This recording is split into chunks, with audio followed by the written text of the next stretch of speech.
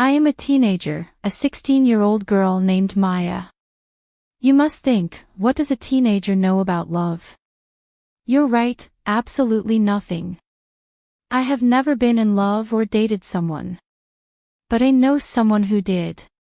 I know two people who make me believe that true love exists every day. That's my mom and dad. Something had happened to us some years ago that made us move to the countryside of New York.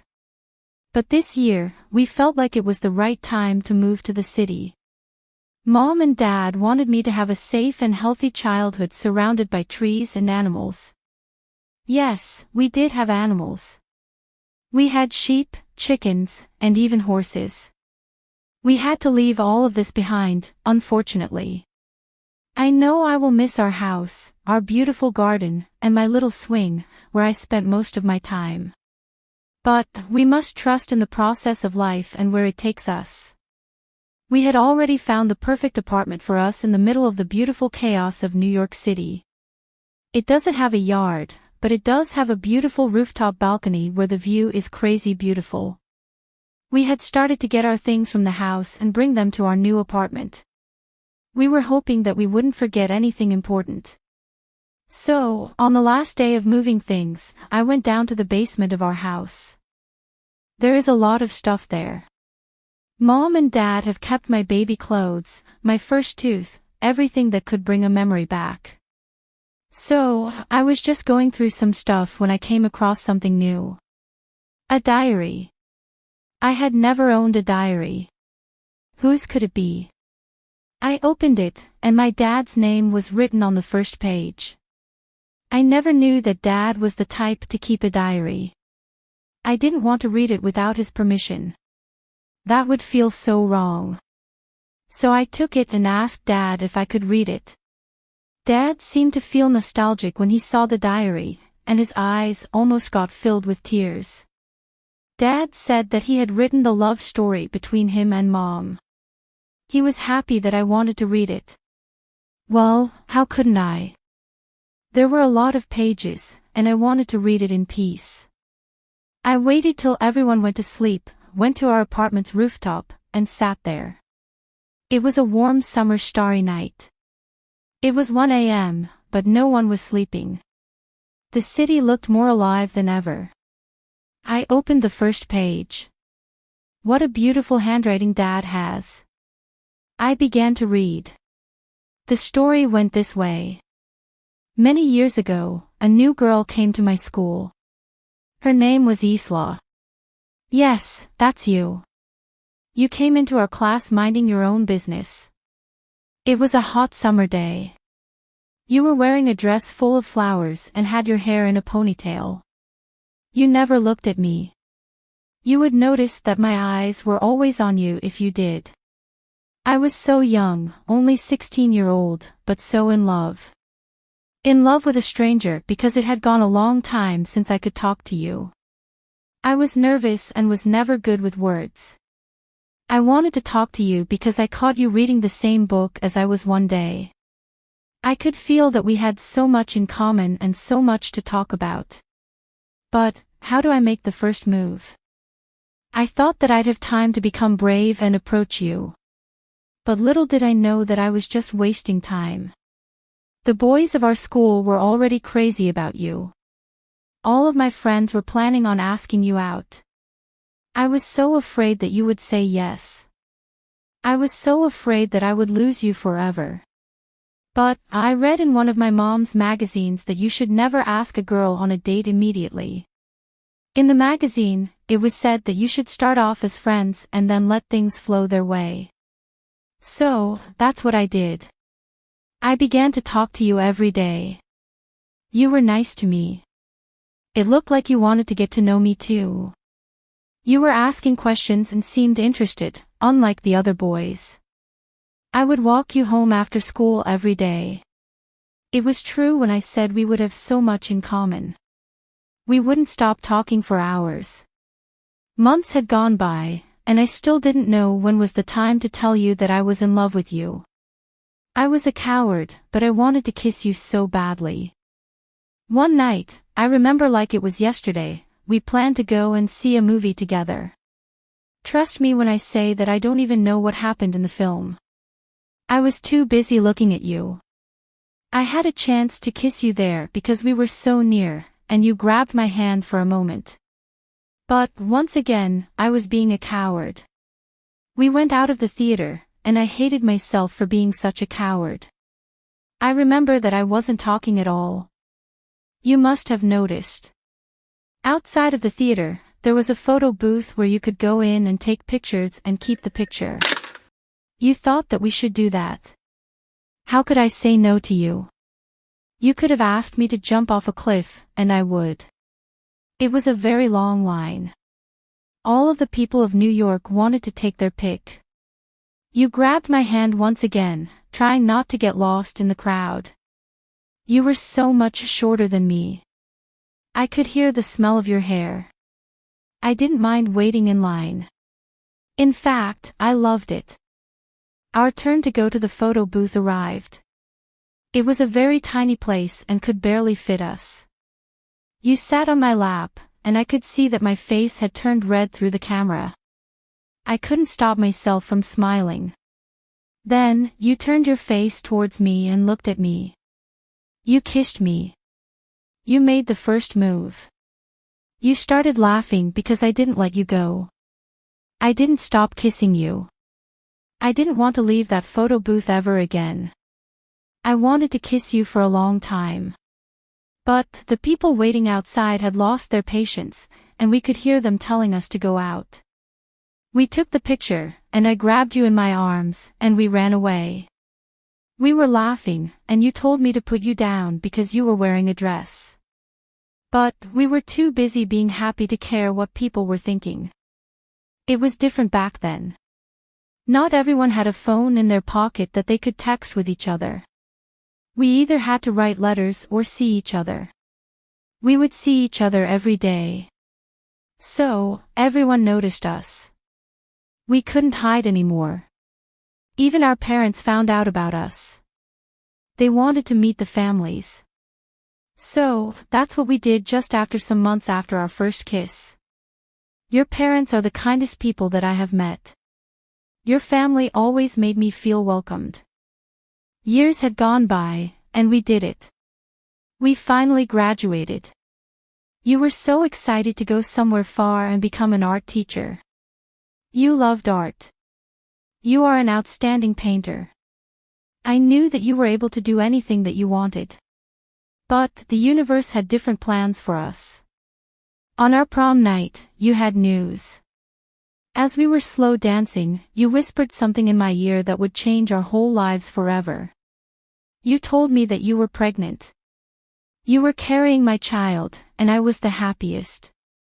We were young, but we decided to keep the baby. Our family supported us. We always loved kids. Everything was happening so fast, and we got an apartment. Watching your belly grow up every month was my favorite thing to witness. We both were hoping that we would have a girl. And that's what the doctor said. We were having a girl. We would spend hours at the shops looking for clothes for our future baby girl. How tiny they were. But then we both witnessed the most challenging part of our lives. You gave birth to our baby girl. You were so young, and I remember feeling terrible that you had to go through that pain. But you handled it like a champion. It is true when they say God is a woman. Then, I met the second woman I would love for the rest of my life. I held our baby girl, Maya. She looked just like you. Maya was so calm and tiny. You were so happy to bring her home. You were so young, but you knew how to take care of our baby girl in the best way possible. You would get so tired and barely sleep at night, but you never told me that you were tired. You never complained. But I noticed everything and tried to help you. I tried my best to make life easy and beautiful for you. But this was not enough. I didn't do the most. One night we went out, not knowing that that night was when your life would change forever, my dear wife, Gisela.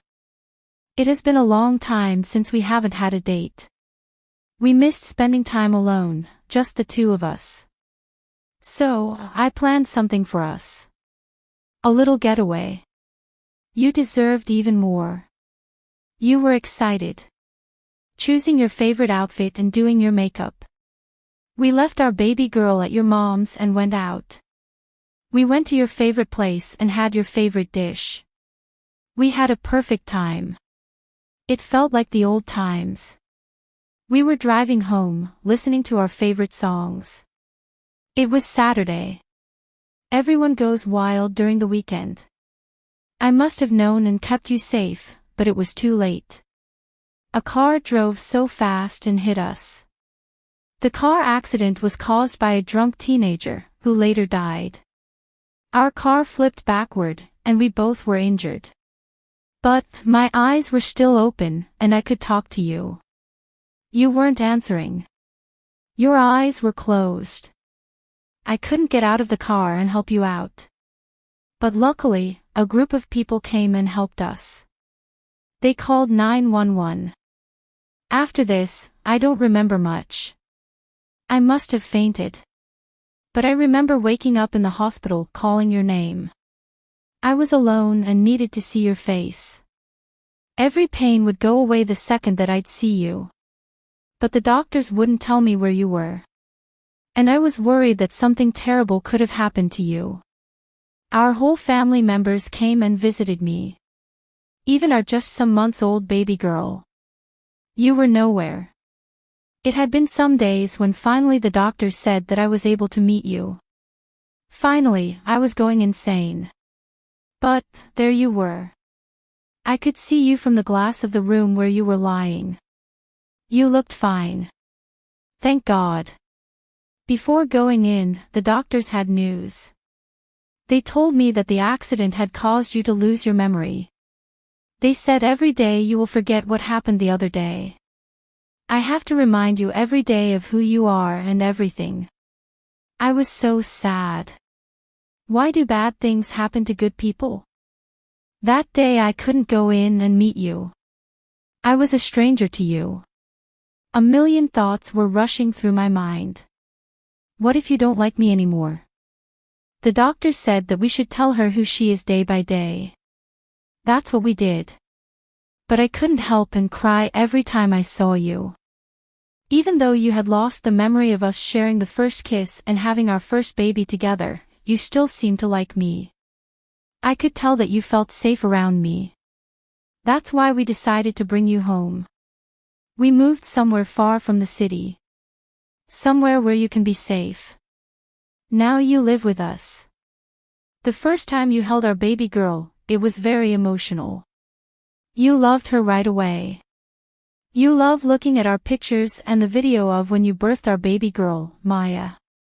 I hope it helps you think of tiny parts of our past life. I chose to write in this diary so that you can read it every morning and find out who you are and how loved you are. Don't forget how much you loved life, how much you loved me, and how much you loved to paint. You're still the same you. This was the last sentence that Dad had written in this diary. A glimpse of how life was when Mom lost her memory in the first months. It has been 16 years, and we still have to remind her every day. Dad doesn't write anymore. He has been collecting our videos throughout our lives and tells them to Mom every morning. Every morning she gets tears in her eye. I don't know if Mom would ever be able to remember what she did the other day, but I know something for sure. I know that she will always be surrounded by love. She never got the chance to fulfill her dreams, that's why we are moving to the city, so I could become an art teacher. Hi, my name is Lyra, and I'm 17 years old. I live in Pristina. I want to tell you a story about how I met the love of my life. When I was 15, I opened my first social media account. I didn't have a lot of followers, but soon a lot of my friends from school started following me. I had a lot of friends, most of them from my classroom and my neighborhood. But my very best friend is my cousin who also goes to the same school as me. Her name is Rena, and we live close by. She has always protected me since we were little. If anyone at school talked about me poorly, she would go and make them stop. That's why I loved her so much. She was like my big sister that I never had. I'm the only girl in my family. I have two twin baby brothers, so I'm the oldest kid who takes care of everyone. My parents were usually working late. My mom was a nurse, and my dad worked as a policeman. They were hardworking people, but sometimes I missed having them home. I felt as if I had to do everything, and I was still a teenager. I loved visiting my grandmother. She lived in the village in a beautiful tiny home. As soon as school was closed, I was on my way to my grandmother. That was my happy place. My grandfather would often go to Switzerland. He worked there until he retired. Whenever he came back from Switzerland, he would bring me the most beautiful gifts and chocolate. Some would say I was spoiled.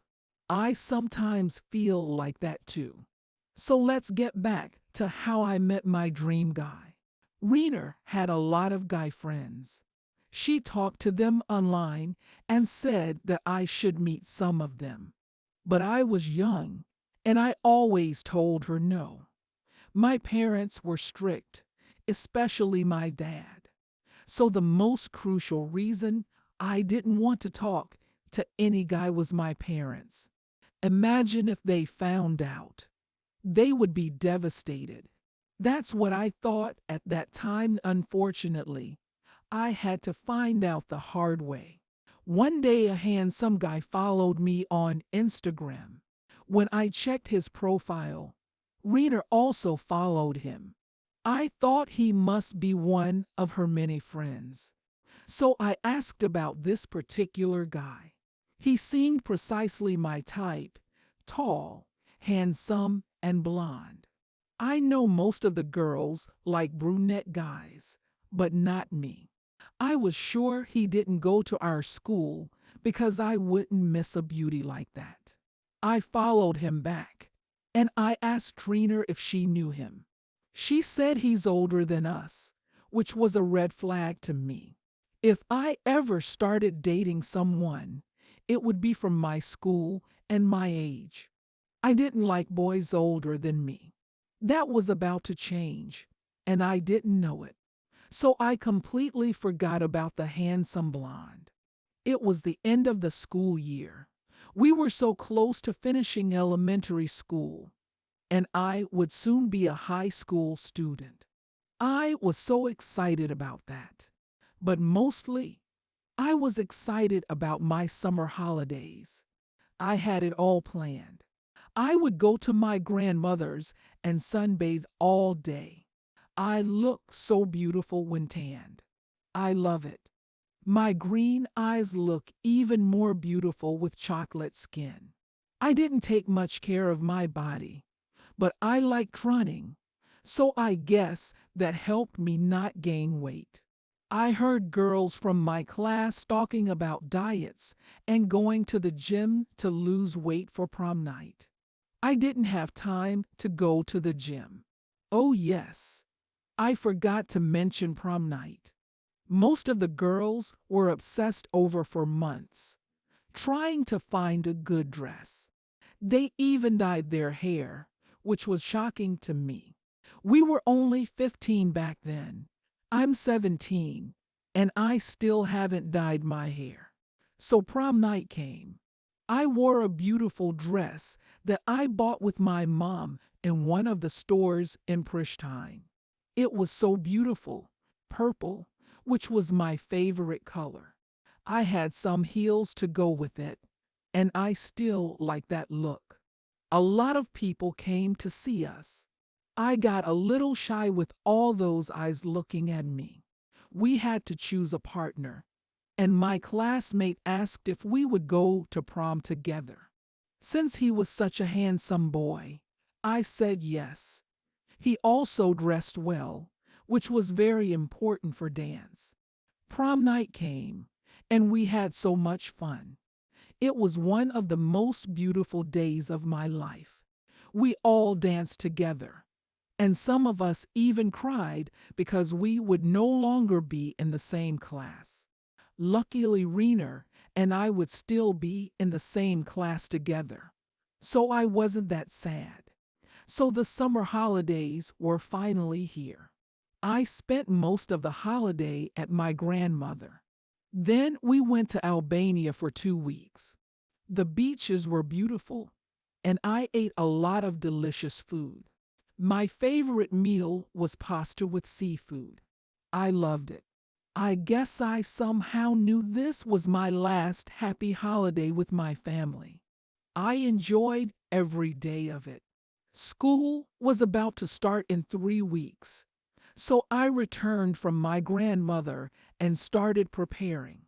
We didn't have any homework, but I was determined to finish an novel I started reading earlier. I didn't see my friends all summer, so Reena called me to go out on Saturday. There was a pub all high schoolers went to, so Reena thought we were old enough to go there. I got ready and wore a pair of short jeans and a crop top. I put a little makeup on. We met at our usual spot down the road. I missed her so much. When I saw her that day, my heart bloomed. She also got so tanned. I loved when she was tanned. Usually, she was very pale. People sometimes asked her if she was sick. We started walking to the pub. Everyone seemed happy and glowing. There was something in the air that night. Everyone was trying to enjoy the last days of summer. We talked about how we spent the whole summer, and she was actually upset with me because we didn't hang out together. She usually gets upset with me about that. She is an only child, so she gets lonely in the summer days. We were getting close to the pub, and I was feeling nervous. It was the first time I had gone out to a place like that. I wondered if I would feel left out or feel like an alien there. It looked so crowded from the outside. People were waiting in line to get in. Apparently, we were late because everyone was already there. When we entered the place, I felt some eyes looking straight at me. Surprised, they looked at me like they had never seen a young girl. I got shy and I blushed. Then I saw a familiar face. It was the handsome boy, Reena's friend who followed me on Instagram. He looked even better live. He looked at me for a short moment. Then he got lost chatting with his friends. But there was more to that look. It was a look that said, "I'm happy I see you here tonight."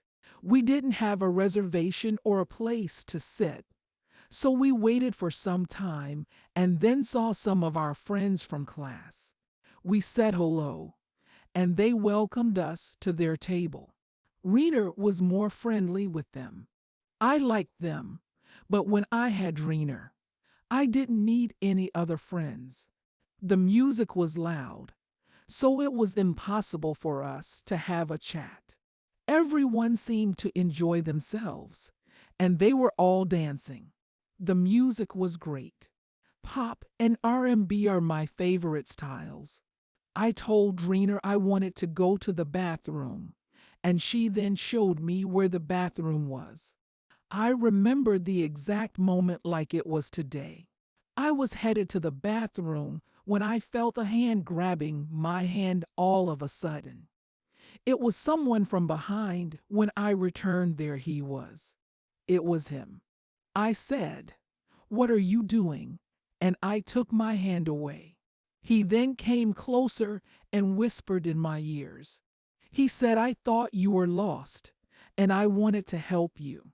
I completely froze and went straight to the bathroom. My body was shaking. I couldn't figure out if I was angry or happy that he grabbed my hand like that. When I went outside, he wasn't there anymore.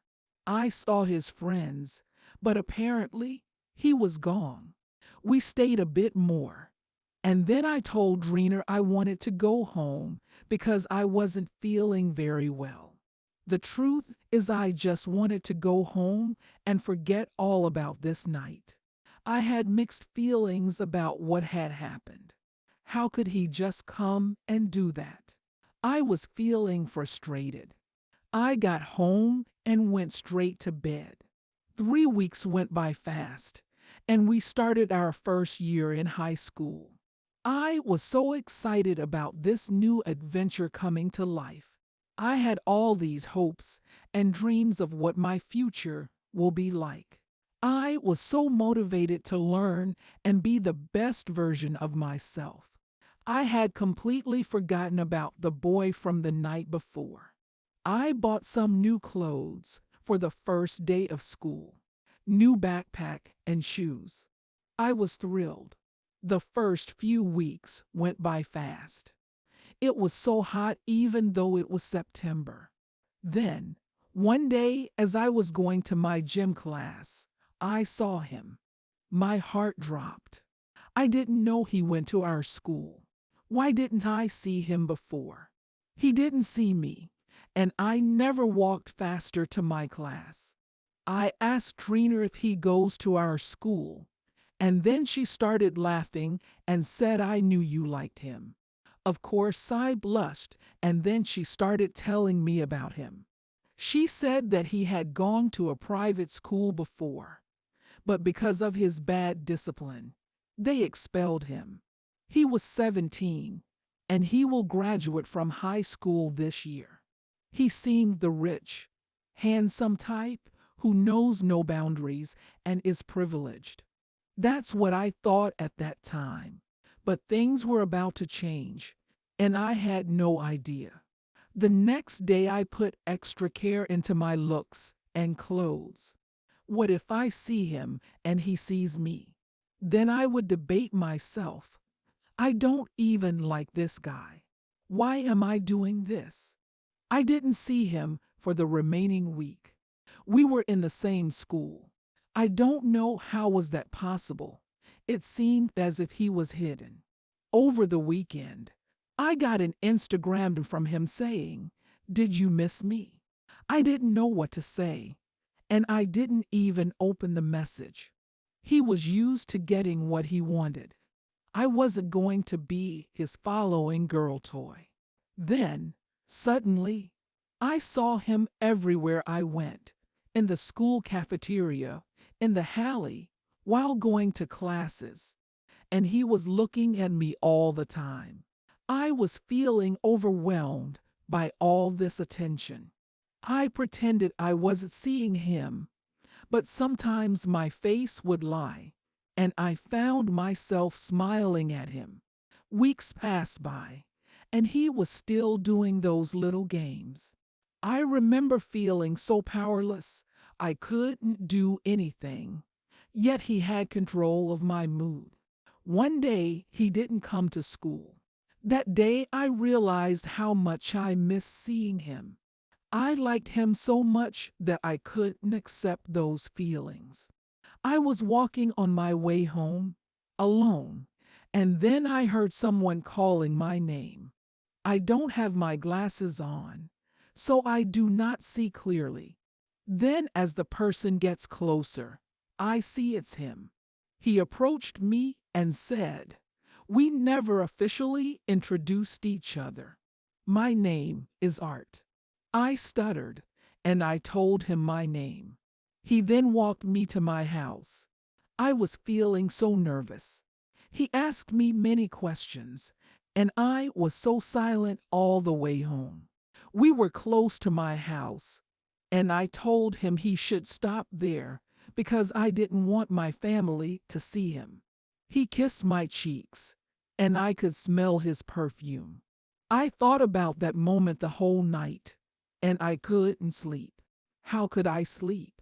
We started hanging out every day. He would walk me home, even though his house was on the other side of the city. I started falling in love with him even though we had only met for a few months. I felt so secure and close to him. He was all I could think about. I took a nap after school when my mom entered my room screaming at me. I thought that someone had died or something terrible had happened. She told me she knows that I'm in a relationship with some guy named Art. At first, I denied it, but then she told me about Art's family. She said terrible things about how his father is involved in criminal activities, and my heart broke into a million pieces. I knew he had some problems with his dad, but he never told me about these things. I said to my mom that this is not true. They are all rumors, and my Art is so kind to me. He cannot be bad. I started crying, and my mom said I was grounded for 1 month, and I could never see him again. She took my phone, so I would stop texting him. I was devastated. The next day at school, when I saw Art, my eyes were full of tears. He wanted to come and hug me as always, but I said, "Please don't." Then I explained what had happened and how I wasn't allowed to meet up with him anymore. He begged me to stay. He said that he'll come and talk to my family. They would eventually accept our love. I was so scared, and I told him that he should continue his life without me. We were still young, and if we were meant to be together, we would meet up again. I saw the sadness in his eyes. He just shut down and didn't say any other word. My heart broke when I saw him like that. And here I am 2 years later, and I still love him with all of my heart. He still texts me sometimes. His texts usually say, "I'm still waiting for you. You're my only love." But I never reply. What would I even say? After we broke up, he changed schools, and now he is in university to become an architect. It took me a long time to regain my parents' trust, but my love for him never went away. I still sometimes dream about the time we spent together. I always thought that eventually I would let him go and forget about him, but as time passes, I still hope our paths cross. I am Rosie, a 16-year-old girl from New York. I witnessed something strange and extraordinary and wanted to share it with the world. I was born in the city that never sleeps, New York. But life had become very expensive lately. At least that's what Mom and Dad say. They both worked, but that never seemed to be enough for us. That's why we decided to move to somewhere cheaper, New Jersey. We moved on a random, rainy day and left behind our apartment and all of our friends. It was the saddest day of my life, but I didn't want to complain because Dad couldn't find a new decent job. I knew that this was for the better, for everyone. But I had never changed home before, so all of this was new to me. A million thoughts were rushing through my mind on our drive to our new home. But I got a glimpse of the city, and it didn't look bad at all. It was a long drive, but we finally arrived at our new home. The house was up on a hill and was massive. There were a lot of windows. Some leaves had fallen from the trees all over the ground. It looked like nobody had walked into the house for a long time. The garden was huge, and it felt good that we could park our car wherever we wanted, unlike in New York. But I looked around and noticed that our house was far from the other homes. We didn't have any neighbors. How boring. We decided to go in after some minutes of exploring the outside. The second that my foot hit the house's porch, the wood that the porch was made with made noises. It was so old and dirty. We opened the door, and the first thing that we walked into was the living room. The living room was surrounded by big windows. There was a lot of light coming from the outside, making the dust look even worse. There was a fireplace, a piano, and some music records. It looked like the stuff was ancient. It looked like the people who had moved out and left everything that they belonged behind. I liked the vibe of this house, even though it was kind of scary. We went to the next floor and noticed that there were a lot of rooms. I chose where I would be sleeping right away. But the house needed to get cleaned, which we decided to start the following day. Dad said that I should take a week off before starting and going to my new school. I am very anxious about going to a new school. Nobody likes the new ones. Nobody wants to be friends with the new kids because everyone already has their friends. I knew that it was going to be very hard for me. But I will try my best to fit in this new city and help out Mom and Dad. We were tired that night, and all we did was sleep in our own rooms. I opened the room window to get some fresh air and looked around. It looked like that room used to be a kid's room. There were a lot of toys and kids' clothes.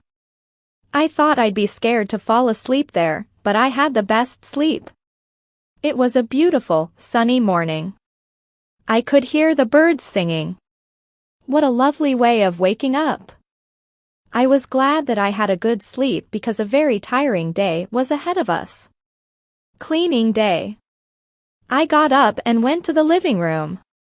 Mom and Dad had woken up before I did, and they had already started cleaning. I had a very quick morning and began to help too. The house was looking so much better. But there was a lot of stuff that needed to get rid of. I was going in and out of the house, throwing the trash. Then, my eye caught something. Behind the house, there was a little garage, a room. It had no windows. I didn't know if Dad or Mom had already gone in, but I was curious. So I decided to get in and see what was there. When I opened the door, it immediately fell to the ground. It scared me. The room was full of dust and millions of papers with writings on the floor. It looked like that room was where the house owner studied or worked. I took one of the papers on the ground and read it. But I couldn't understand any of it. There were a lot of formulas. I was never good with numbers in general. But the house owner was definitely a math or a physicist professor. As I was looking around that room, trying to find interesting stuff to tell Mom and Dad, I stepped on something weird. The ground was making strange noises when I stepped in.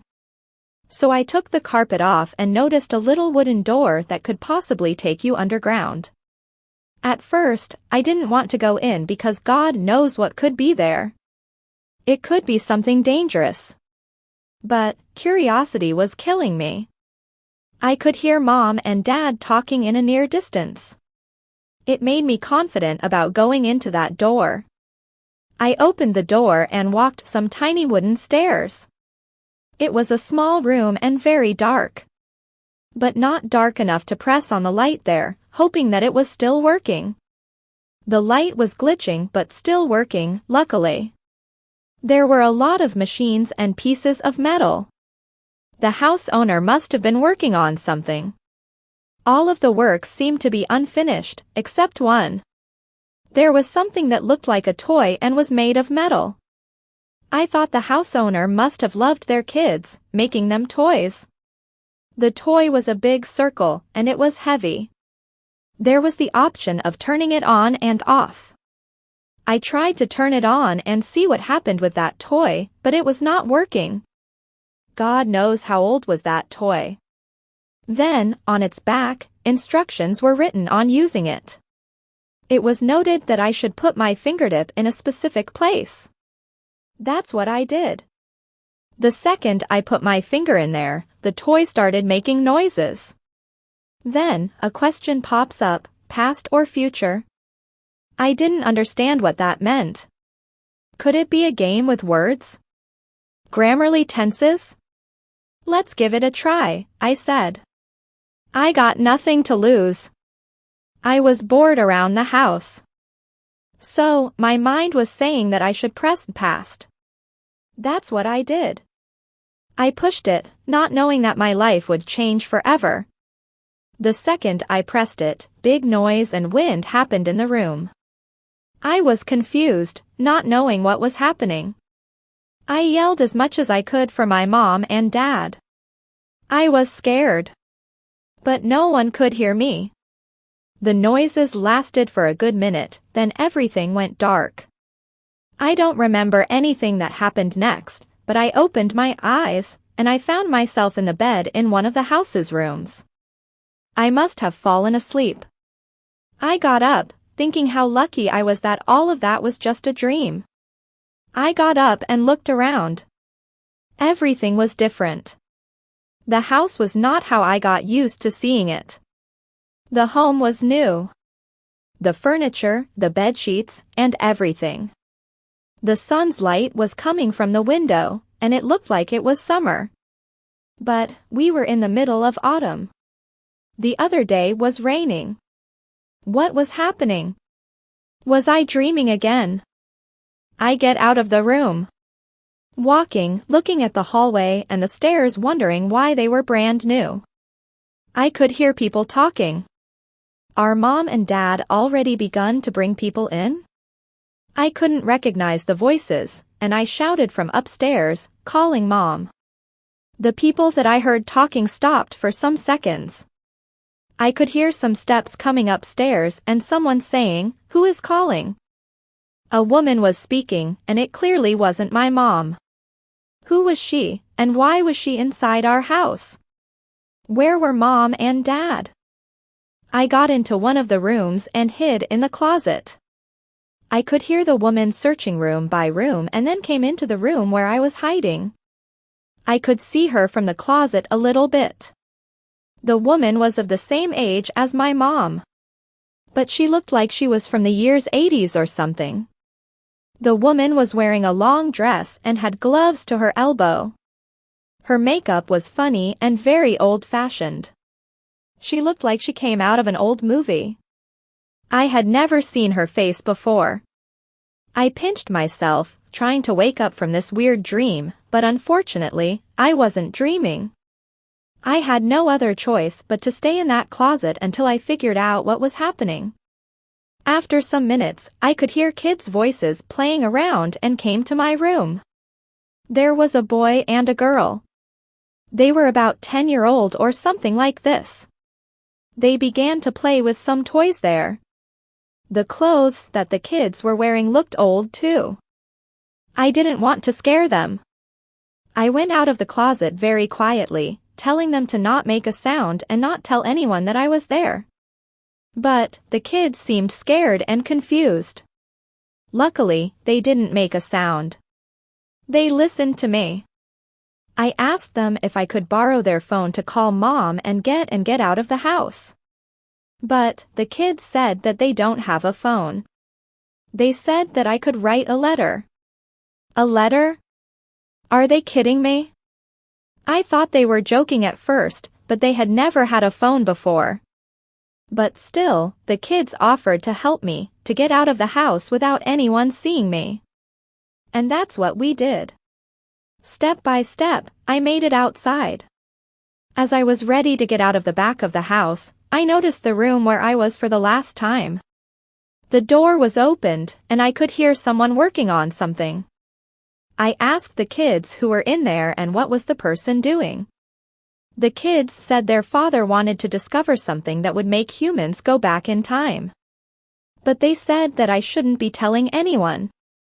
And that's when it hit me. That's what had happened. I must have traveled back in time. Never knew that this was possible until now. I must find a way to get back to Mom and Dad. I didn't want to be stuck here forever. They don't even have phones. But how do I get into that room was the question. I told the kids that I had changed my mind and wanted to stay for a little longer without anyone knowing. They said I could stay in their room and sleep under their bed. That's where I spent some time. I could see from the room if the man was working inside that room or not, so I could go in there. But the man was there non-stop. Then the woman called everyone for dinner.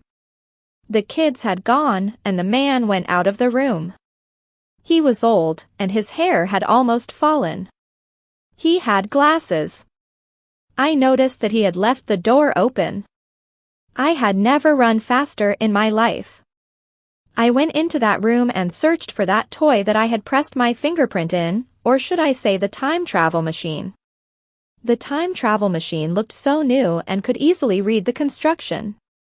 I put on my fingerprint precisely as I did the other time, and the question popped up again: past or future. I wanted to get back home, but it got me thinking, what if I go even some years ahead? Will humans still exist? I was so curious that I clicked on future as fast as possible. The process of traveling back in time happened the same. This time, I was not scared of the wind, noises, or darkness. After some minutes, I opened my eyes and saw myself in the same spot, but everything was different. The house that we moved in was destroyed. It was just land. There weren't any trees. The only thing left was the room where the time travel machine was. But there were still other houses in the neighborhood. It was so silent. I stayed there for some minutes, figuring out what the future looked like. But it didn't seem like it was any big difference. I started walking and noticed that all the windows of the houses were covered with blankets and would like the earth was dominated by zombies. Where were the people? I wanted to walk and figure it out, but it was a very hot day. I must have traveled in the middle of the summer. It was so hot that I could barely breathe properly. I was in need of water. As I wanted to knock on the door of a house near, a very loud noise flew through my head. I looked up at the sky, and cars were flying around. Did the humans make it finally? Did we make cars fly? I was so excited to see it. There were humans in it, driving the cars. I noticed that the humans were wearing masks, and I couldn't understand why. I couldn't think straight without having a bottle of water. So, I knocked on the door of a house, and a woman answered. She was wearing a mask too. But not just any mask. It was a huge mask. She said to me, "Where is your mask? You could die any second." She explained to me as much as she could, telling me that we were in the year 2222 and that the human race had lost every inch of nature. The animals were disappearing, and the level of oxygen was very low. The woman said that nobody can live without a mask anymore. She offered me help and said I could go inside her house, but I got other important things. I needed to return to the current year and warn everyone about the future. The woman was confused. I ran as fast as I could, barely breathing. I could feel my knees getting weak. But I had to make it to the room and travel back in time. So, that's what I did. I woke up and found myself in the room of our new house. Mom and Dad called my name, saying that I only had been gone for some minutes. They asked me if I was all right because I looked like I had seen a ghost. But, little do they know that what I had witnessed was much worse. I didn't want to tell anyone about this before I could ruin this machine. I know that people would kill for this. So, I broke it into pieces and buried it in the ground of our house. I don't know if anyone would believe me, but all I know is that we should take care of our earth, of our nature. It's where we live. If we don't take care of the earth. It was a rainy day, and I was changing into my pajamas. I had just come back from university when I heard someone ringing my doorbell. I wasn't expecting anyone. Who could it be? Haley, an 18-year-old who had just started university. That's me. I come from New York, where I lived all my life with my mom, dad, and 3 sisters. I hated the fact that we were a big family. especially being four girls in the same house and about the same age. Every day of our lives was chaos. We would fight for clothes, the remote of the TV, or even worse, going to the bathroom. What kind of life is that if you can't even go to the bathroom whenever you want? We had to share a room since our apartment wasn't that big. I had never had personal space, so that's why my dream was always to move out. So, I was very excited when I turned 18-year-old. I could finally move and go study somewhere far. I have always been into poetry and into writing. That's what I want to do in the future. That's why I decided to move to Baltimore, the city where Edgar Allan Poe House Museum is and where he died. The greatest and my favorite writer of all time. It hasn't even been a year yet since I moved here. The city is very aesthetic and there is a lot to see and do. If you're a seafood lover, you must definitely try the famous Baltimore crab cakes. It's what I eat almost every day of my life. The first months were very exciting exploring the city, but now there are times when I feel lonely since I live alone now.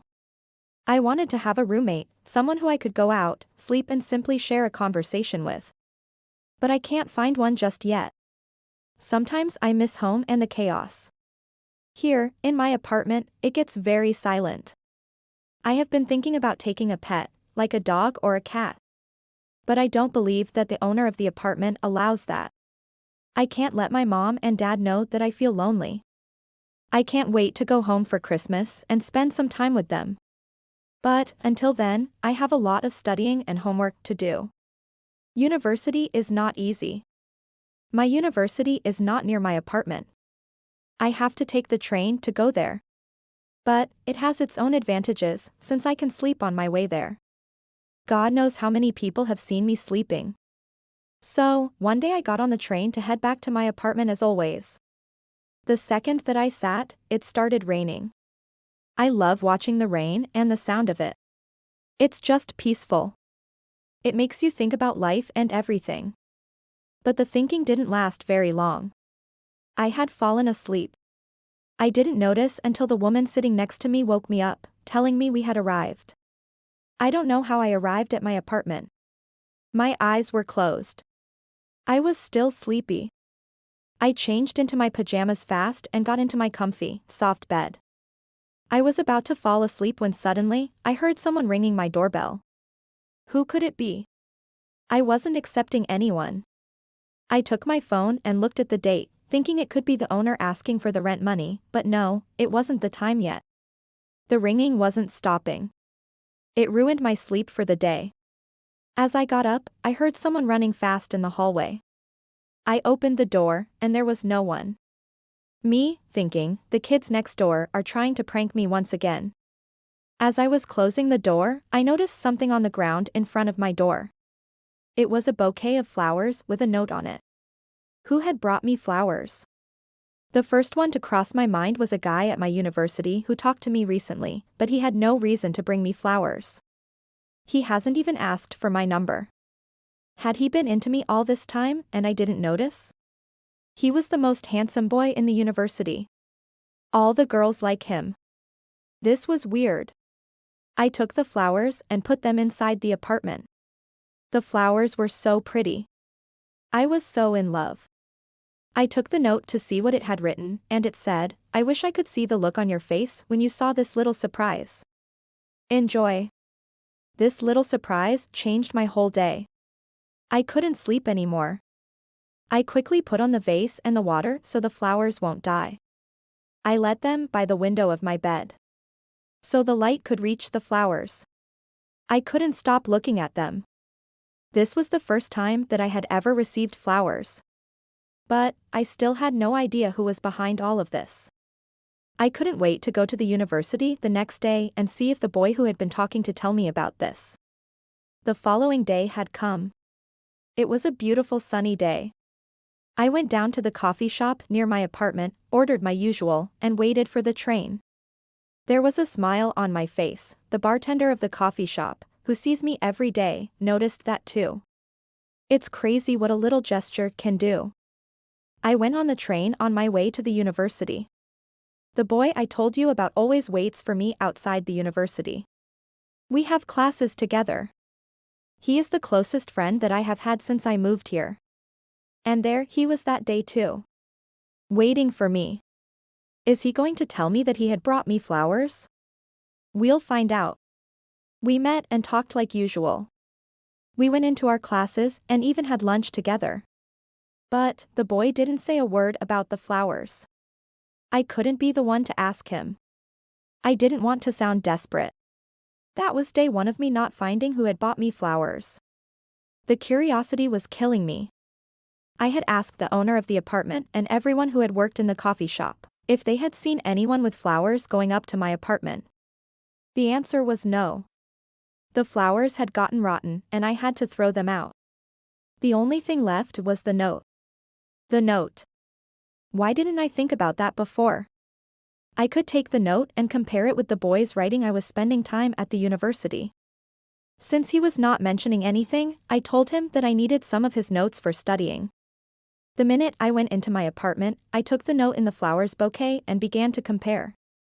The handwriting wasn't even close. Now, I was lost and had no idea who it could be. I brought the notes back to my friend, who got news for me. He said that he had been dating a girl from our school. Yeah, he was definitely not the one who had sent me the flowers. I noticed that I had started becoming obsessive over finding this guy, but finally, I had decided to let it go. It was affecting my life and my time. Just when I forgot about it, one day, as I was getting inside my apartment, I saw that somebody had left me flowers outside my door. Again? I didn't have time for this. It was exam week. I brought the flowers inside, and there was a note once again. I opened the note. Somebody had written an address and nothing else.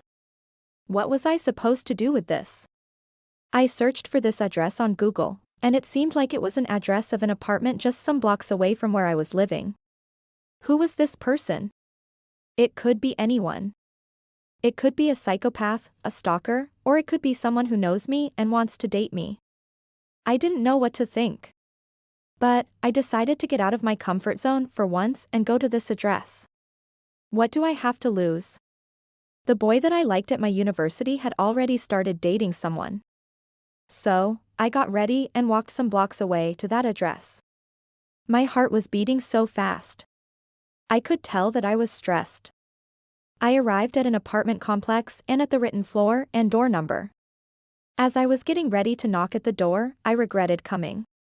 I wanted to head back. But I wasn't quick as I should have been. I was standing at the door when suddenly someone opened it. A boy. He looked like he was some years older than me.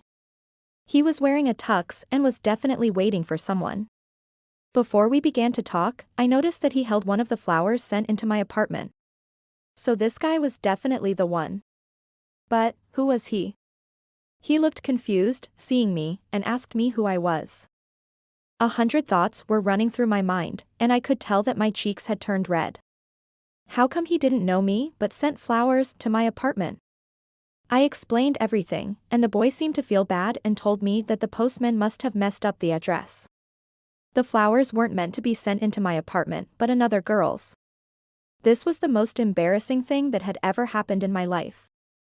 I didn't want to stay even a second longer there, in front of that boy. But, he felt sorry too, and insisted that I would go in and drink something. He said that it was the least that he could do. I wanted to hear the story behind those flowers, so I went into his apartment. His name was Harry, and he lived alone too. His apartment was clean and very well furnished. There was a dining table there, and it looked like Harry had cooked. There were roses and candles everywhere. I asked him, "Are you waiting for someone?" It looked like I had come in the middle of something. Harry said, "Not anymore." He told me that this dinner was supposed to be for him and his girlfriend. But, just some hours before I arrived here, they broke up. Harry said that he had found that his girlfriend had cheated on him. I felt terrible for Harry because he seemed like a lovely guy. He was about to cry while talking, then got up and began to clean the table. Harry was just a stranger, but I wanted to make him feel better. I know how it feels when someone breaks your heart. So I told him that I would eat the dinner that he had made. It shouldn't go to waste. Plus, it looked delicious. There were slices of pizza and spaghetti with meatballs. Exactly what I want. We both sat at the table and began to share pieces of our lives. Harry was from New York too and came here to study. We found out that we had a lot of things in common, except that I didn't know how to cook. Harry was an excellent cook. Hours had gone by, and we didn't realize that it had become midnight when suddenly the apartment's power went off. It was for me to head back to my apartment anyways. Harry walked me since at night the streets get dangerous. After we said goodnight, we gave each other's numbers, and from this day, we continued texting every day. Days had gone by, and there wasn't a day that we weren't meeting and spending time together. We would go by train to university and come back together. He was the friend that I never had. But then winter break finally got us, and it was time that each of us headed home for Christmas. Christmas is my favorite holiday, and it should be spent with family. I couldn't wait to meet Mom and Dad. Harry was heading back to New York too. So we got on the same flight and finally arrived home. I remember it like it was today. It was freezing and snowy. We said goodbyes because we wouldn't see each other for weeks. I took a taxi and went home. There's nothing better than your own home. I hadn't been gone for a long time, and it already looked like my sisters had grown up. I didn't want to spend the time I had on my phone, but I couldn't help but think of what Harry was doing. Why was I thinking of Harry? I was missing him. I got used to spending time with him.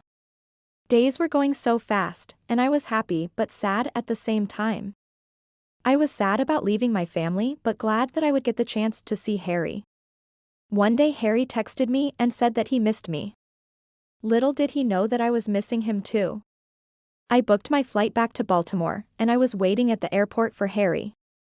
Then, here he was. Smiling, running towards me. He was looking so good.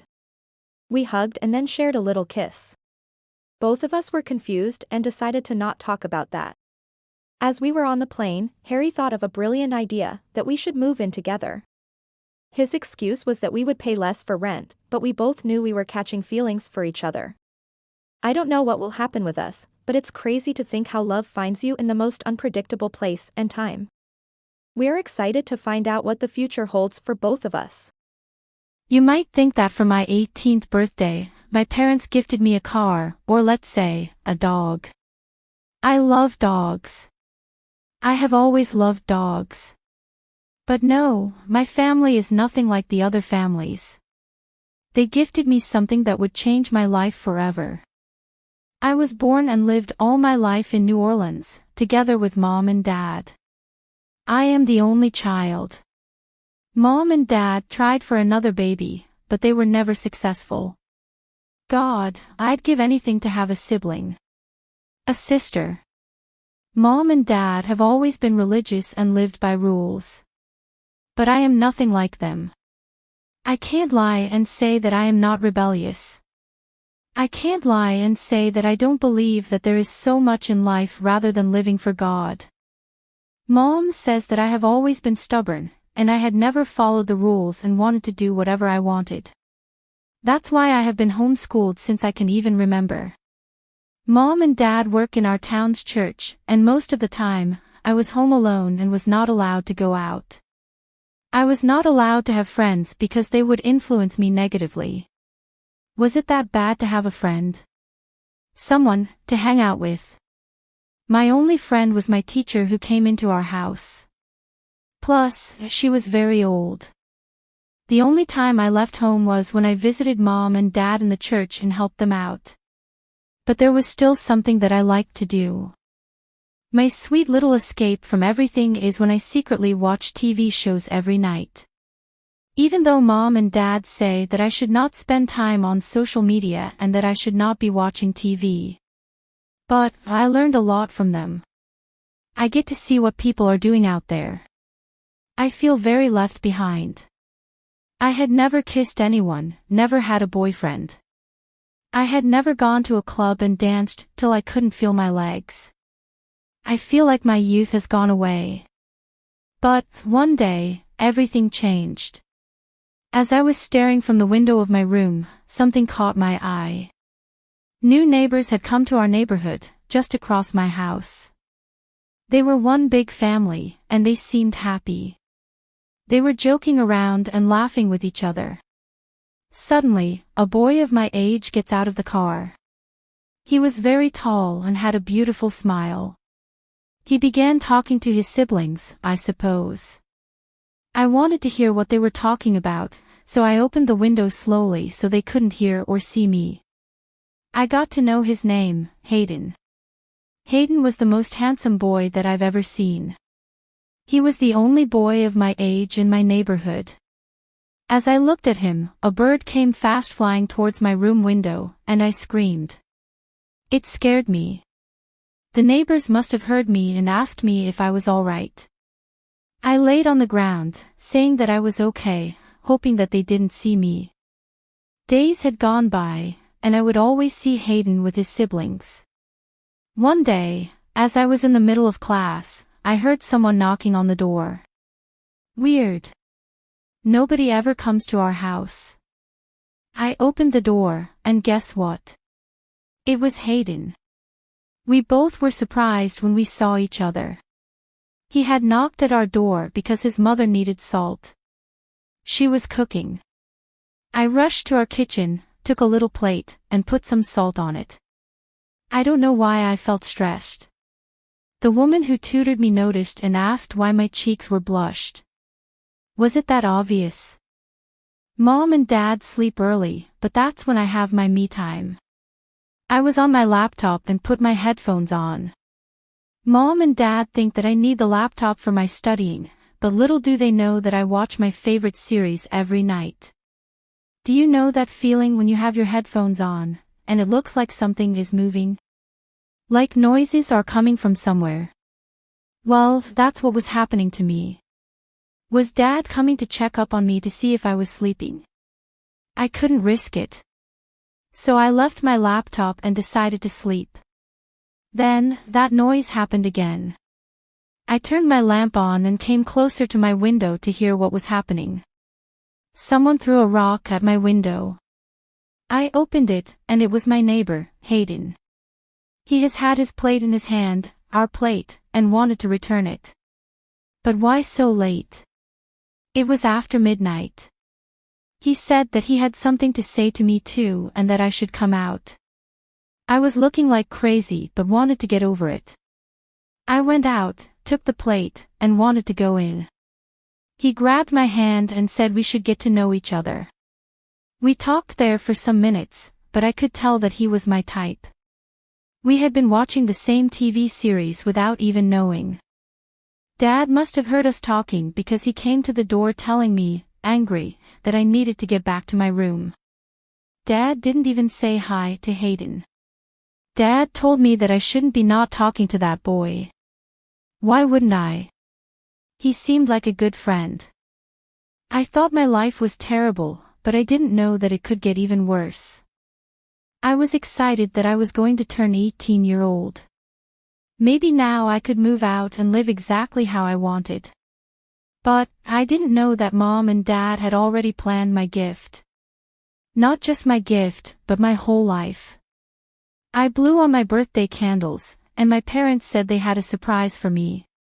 A surprise that was far away from our house and that we needed to drive for some minutes. What could it be? A million thoughts were running through my mind, but I still had no clue where we were going. I was excited. By the end of the ride, I was blindfolded. Then, the car stopped, and Dad screamed, "We're here." They took off my blindfold, I opened my eyes, and the first thing I see is a massive, old building.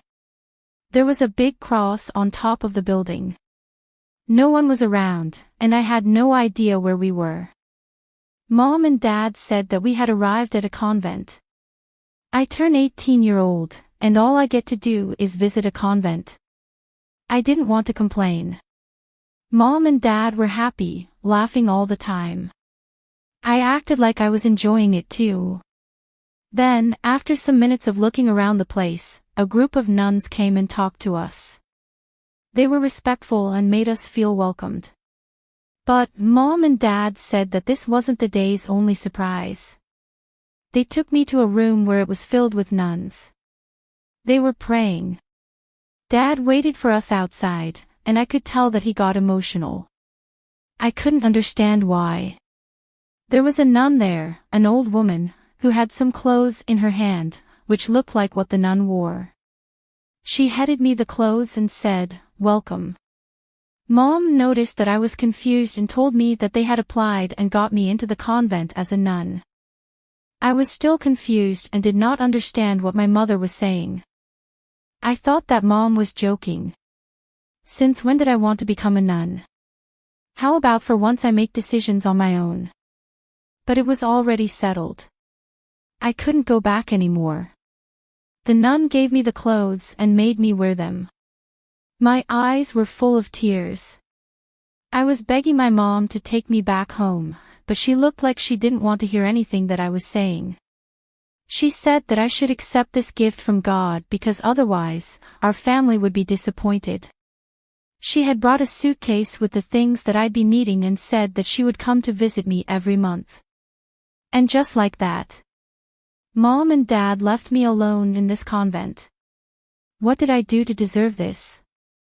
The nuns tried to calm me down and said that the first days were always the hardest. They followed me to the room where I would be sleeping. The building was massive and there were a lot of rooms.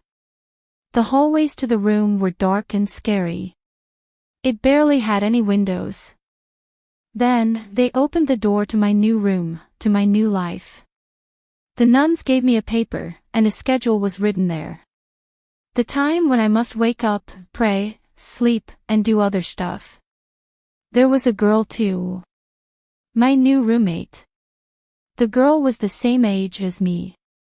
I took a look in the mirror, and I couldn't recognize myself. The room was cold, and I could barely sleep that night. I missed my room. The following day was even more challenging. I had to wake up early and move on with the day. I noticed that the nuns there made everyone new to all the work. They made us cook and clean.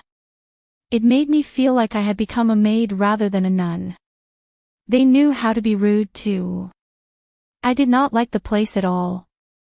But luckily, I had started talking with my roommate.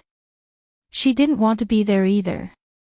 She had come because she had no place to go since her family had passed in a car accident. One night, she told me a secret and made me promise to not tell anyone. Under her pillow, she had hidden a phone, where she would spend all the time. We weren't allowed to have phones, but somehow she made it without anyone noticing. I opened my socials to see what was going on. I had a new text message. Hayden had texted me 2 or 3 times, saying that he had missed seeing me in my window. So, all this time he saw me. I texted him and told him everything that had happened to me. Maybe he could help me somehow. But, we couldn't stay on the phone for a very long time. Someone might see us. I had started praying 5 times a day, cooked, cleaned, and even helped with the gardening. I had actually started to enjoy gardening. There was a huge yard filled with trees and flowers. It was beautiful. It's where I would spend most of my time. But, every time I was out, I'd see for ways to get out of there. I couldn't stay anymore. A big door got locked every night, and barely anyone could get access to the key. But I could still crawl by the walls, but the walls were massive, and somebody needed to hold me in case I'd fall. My mind was full of ideas, but none seemed to work. I was texting every night with Hayden, and he couldn't believe what was happening to me. He would say that he would come there and help me out every night. But I was scared of what could have happened.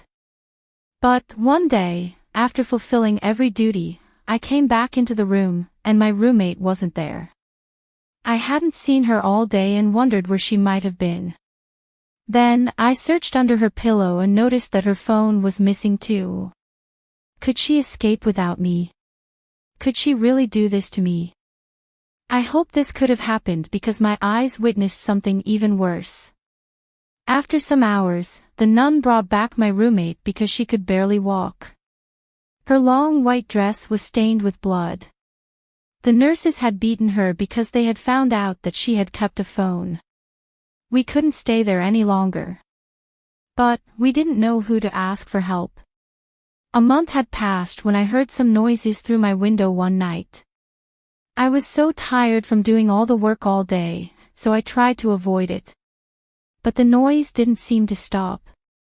I woke up, and I noticed a man standing in front of the room. It was Hayden. He had come to save me. I woke my roommate because there was no way that I could let her there. We decided to make a rope from our sheets and get out of the window. It wasn't easy, but we made it. Our feet had touched the ground. Now it was time to pass the big walls. But my strength came to life when I knew that Hayden was behind those walls. I knew I had to climb as hard and fast as possible because freedom was waiting for me out there. It was dark and so silent. We had to be careful.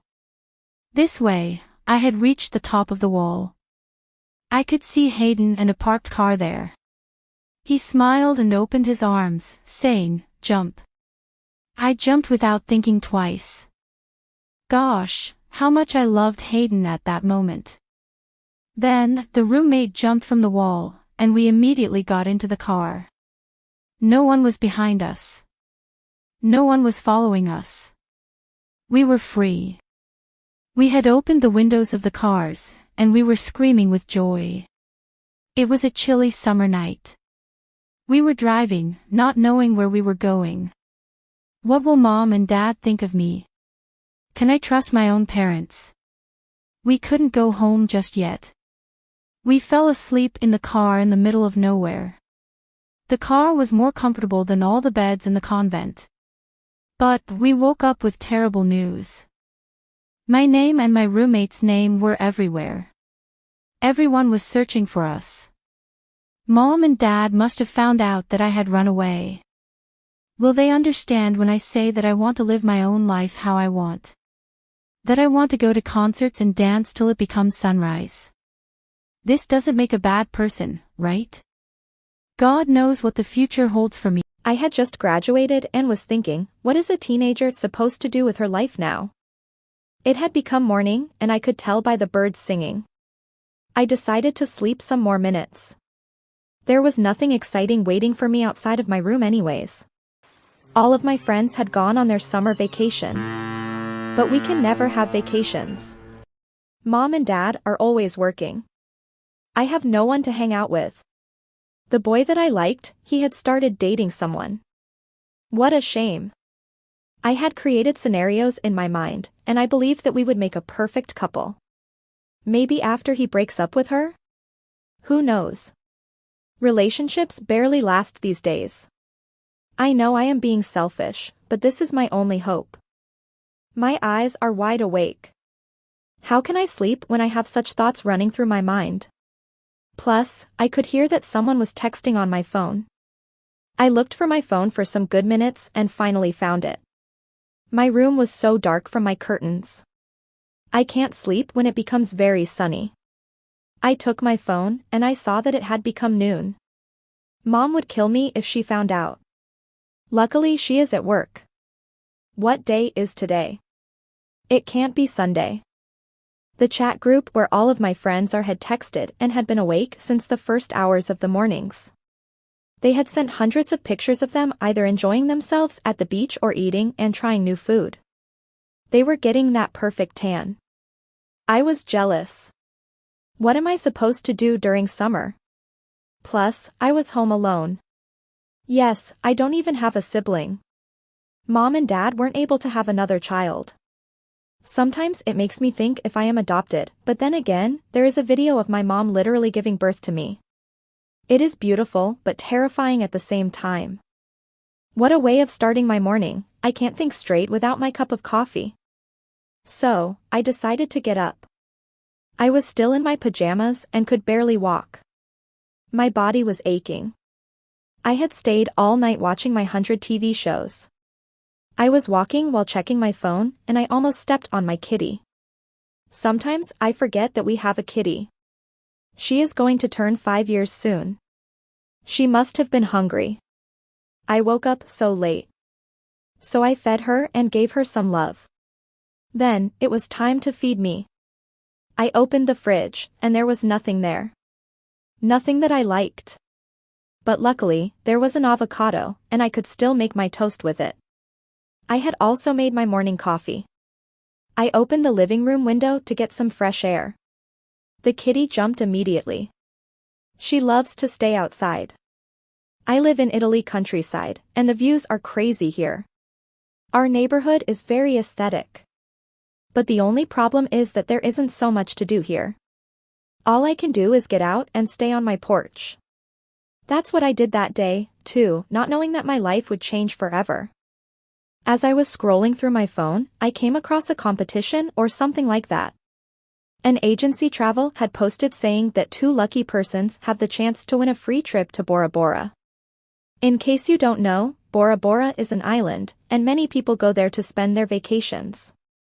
But not just any people, rich people. The deadline for applying to this competition was the day that I was reading it.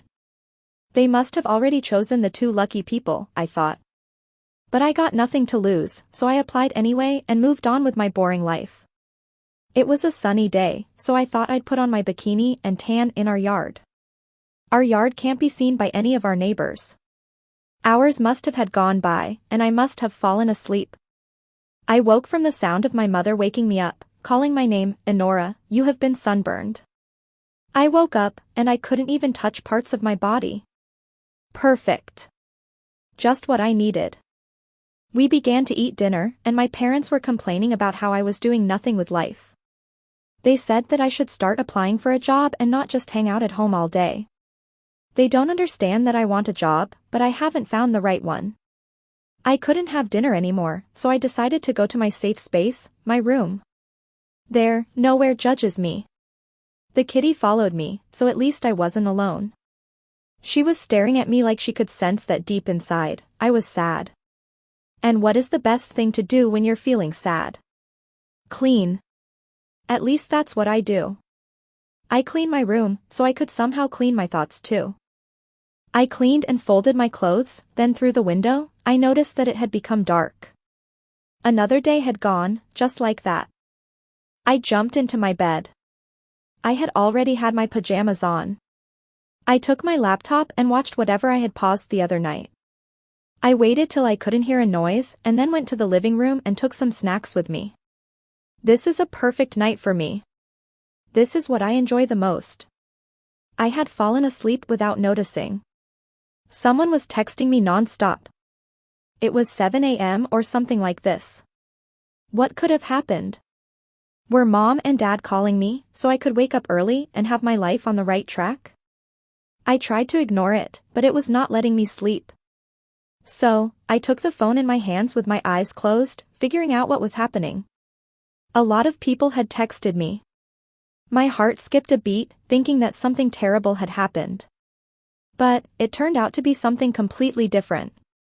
The beginning of something beautiful. There were a few emails from that travel agency, and they had told me that I was one of the people that had won the trip to Bora Bora. I couldn't believe my eyes. As I was reading the long email, a number called me. It was the agency telling me the details. They said I should be ready tonight after midnight because that's when the plane will take off. What will Mom and Dad think about this? They would let me go, right? But, Mom and Dad would be home after some hours, and I didn't want to tell them the news over the phone. So, I was just walking around the house, thinking of what I should do. When did I ever get this lucky? I couldn't sleep anymore, even though it was 8 a.m. I wanted to think positively and started getting ready for the trip. It took me a while to get my suitcase ready. It was a 3-day trip. I didn't want to miss anything that I would need. Then, I went outside our door, to the porch, barefoot, waiting for Mom and Dad. Mom and Dad work together, so they always come home simultaneously. Finally, I saw my parents' car pulled over in the neighborhood. They were home finally. I walked towards the door, not caring that I was barefoot.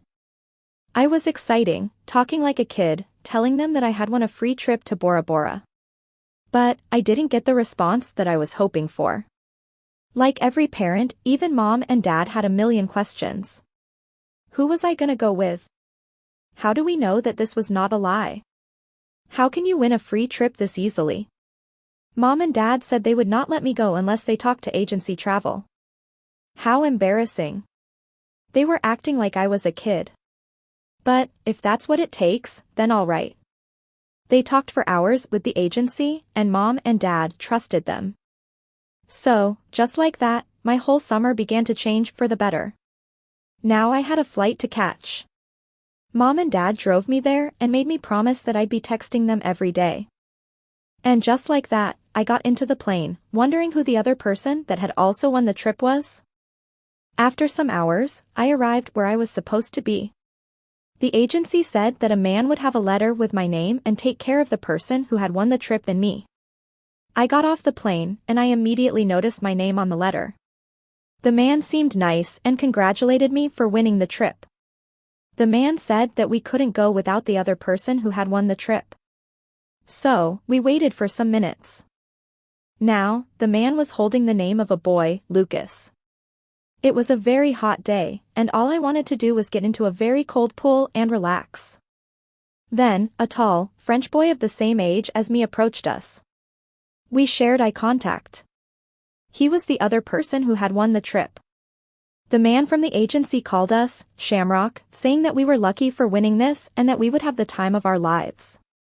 We got into a car ride for about 20 minutes, till we arrived at our rooms. The boy, Lucas, seemed to be very friendly and was smiling. He had a camera with him and said he had a YouTube channel where he posted all of his adventures. He seemed like an exciting guy. Then, we arrived to Paradise. The beach was so clean, and the views were crazy. There weren't many people, just what I liked. The man followed us to our rooms and gave us just one key. We were confused. Then, the man explained that the people who won the trip were supposed to sleep in the same room. The agency never mentioned this before, and we didn't know what to do. How could I share a room with a stranger in a different country?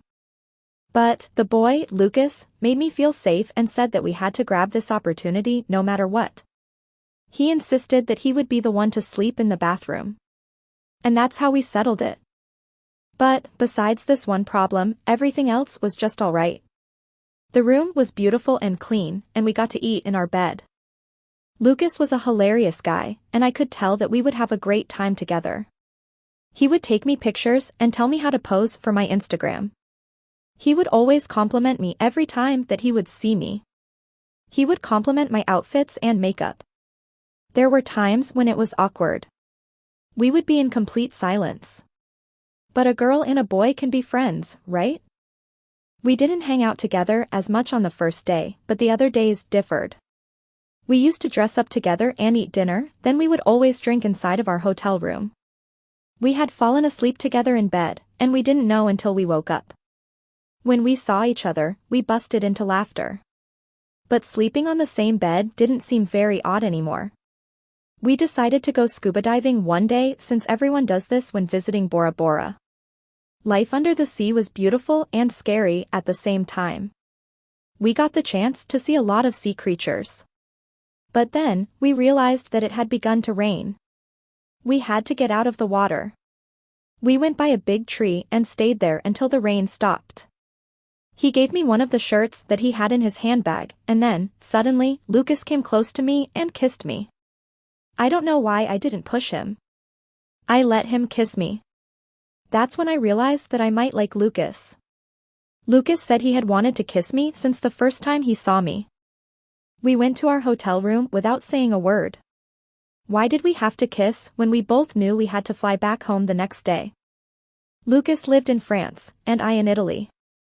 There was no way how this could work. We both fell asleep thinking about this. But, unfortunately, the day for us to come back home arrived. But we have made a promise to each other. We promised that we would text and write letters to each other every day. And that's what we did. It had been months since the last time I saw Lucas, but we have always been in touch during those months. I am riding on the plane because I am on my way to France to see Lucas and meet his family. I have never been to France before, and I am very exciting. It's true when they say that love is found in the most unexpected place and times. The man that worked on the agency that called us Shamrock was right. We had become the luckiest people in the world. I am Flutura, and just like everyone else, I have imperfections too. Yesterday I turned 16-year-old, and someone special had gifted me this diary. So I decided to write. People say that the best years of your life are the teenage years. But what they don't know is that life can be both beautiful and challenging at the same time. It's so hard to live your life when you aren't satisfied with yourself or when you don't feel comfortable in your skin. I've had a hard time with myself since I can even remember. My parents had named me Flutura for a reason. Flutura, in my language, means butterfly. The plan was not on naming me Flutura, but something had happened. I was born. My parents were so happy when I was born. I was the first child. I was healthy and chubby, just like every other perfect baby, except for one thing. I was born with a scar on my face, on the left side. When I was born, my parents were surprised and noticed that the scar looked just like a butterfly. And that's why they decided on naming me Flutura. My scar has always been my biggest insecurity. I remember how I always asked questions about how I was the only one with that scar. Even my parents hated this fact because there weren't many pictures of me when I was a baby. They don't show it, but that's what I think. After some years, something good had happened in our family. We had welcomed another baby, a baby girl. I was so young, but I remember I was so excited to have a baby sister. My parents were excited too. My baby sister turned out to be so perfect. No scars, no nothing. I remember I was so jealous. But I still am. The jealousy never faded away to this day. But still, our childhood was perfect. We lived in Pristina all of our lives. It was just me, my parents, and my little sister. However, I didn't know that my childhood would be the easy part of my life. I grew up, and the insecurity grew up with me. My friends would ask me about my scar. What had happened? What is that? Can you remove it? Why is it black? The question always made me feel bad about myself.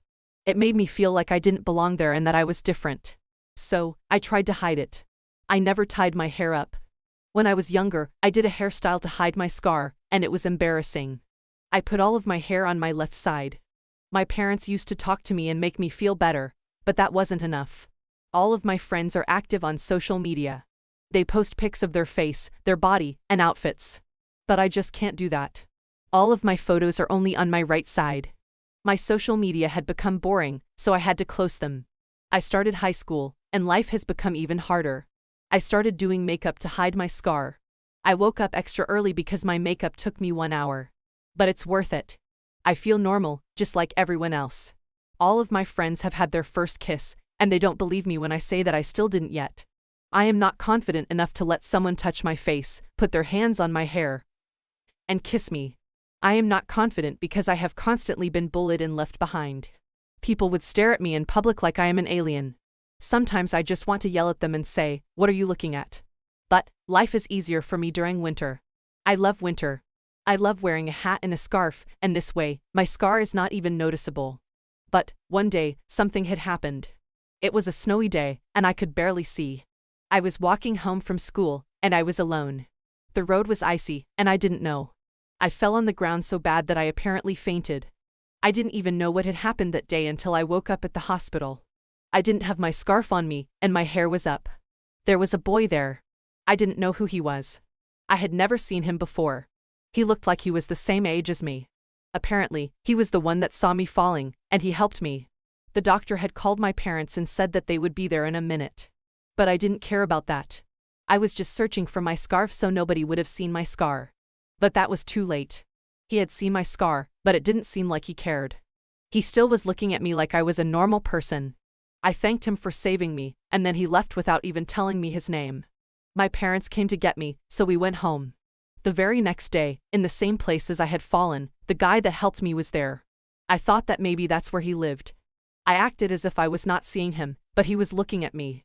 I was so glad that I had my scarf on and that he would not see my scar. He started walking towards me and said, "Hi, do you remember me?" I said yes. He said that he wanted to make sure that I wouldn't fall again. But that was just his excuse to see me again. But why would he want to see me again? He said that he wanted to meet up with me so we could get to know each other. We decided on a date for the next day. I was so excited and scared at the same time. I could barely sleep that night. The day of the date came so fast. I tried to look my best. I put on as much makeup as I could so my scar wouldn't be noticeable. And I would look beautiful. We met up, even though we still didn't know each other's names. His name is Leon. The first thing he said to me was, "Why did you put on so much makeup?" He said that he liked me more without makeup. And nobody has said this to me before. It felt good. I felt beautiful around him. But Leon doesn't live around here. He has been at his uncle's for some months. The date went very well, and I learned a lot about him. I got his number, and he had been texting me non-stop. At first, I didn't want to tell my sisters or my friends about this date. God knows what can happen next. I don't want to jinx it. But, after some days of our date, as I was walking out of school, Leon was waiting for me. He didn't tell me that he was going to come. He wanted it to be a surprise. It was a surprise indeed, a good one. But I felt terrible since my friends didn't know a thing. They were so confused. But I told them that I'd explain to them everything and went on the next date with Leon. We went to this sushi place.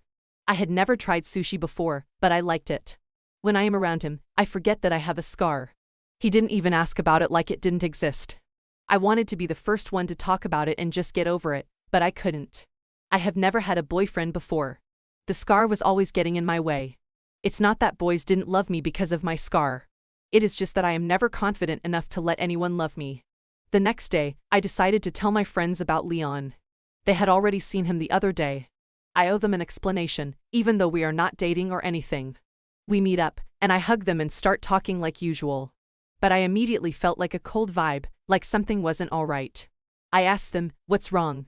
They were so rude to me all of a sudden, saying, "You weren't going to tell us that you have a boyfriend." But I told them that Leon is not my boyfriend, he is just a friend. They didn't believe me.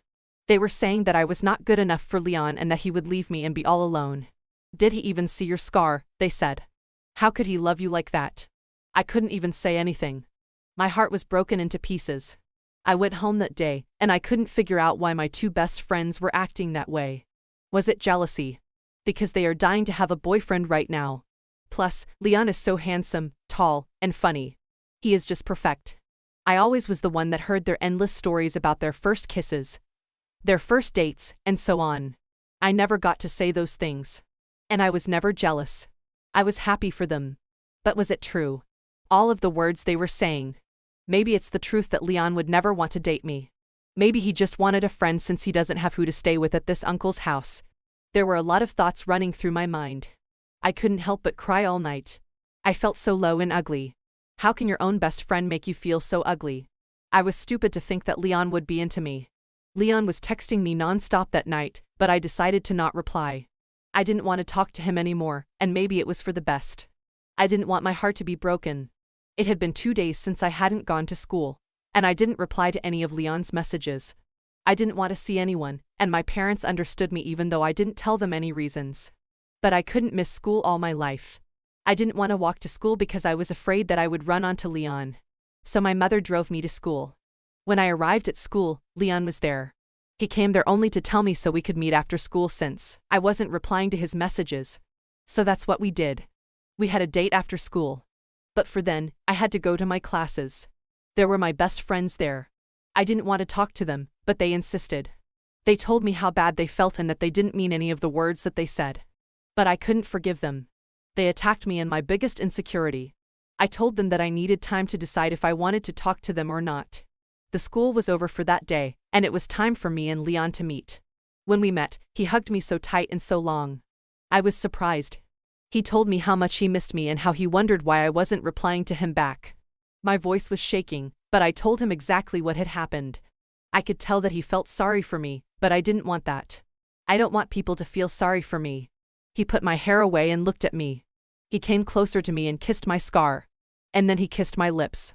He asked me to be his girlfriend, and I had never felt so beautiful. During this time with Leon, I had realized that imperfections are beautiful and that the right people can make you feel so loved. That's what Leon did. He made me feel beautiful as I should.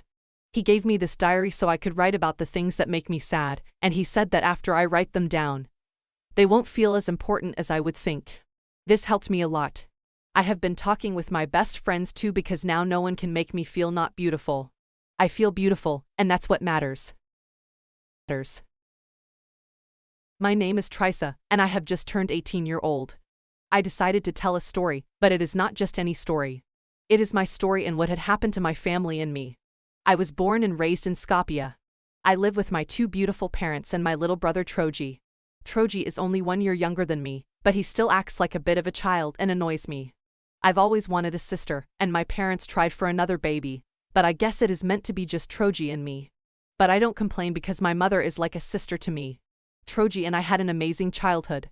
It was so good growing up with our grandparents. They both had passed away this year from COVID. It doesn't go a day that I don't think about them. I miss them so much. But our lives have always been good. My parents worked so hard for the life that we have now. My father is an anesthesiologist, and he makes pretty good money from it. I heard that it is the highest paying job in the world.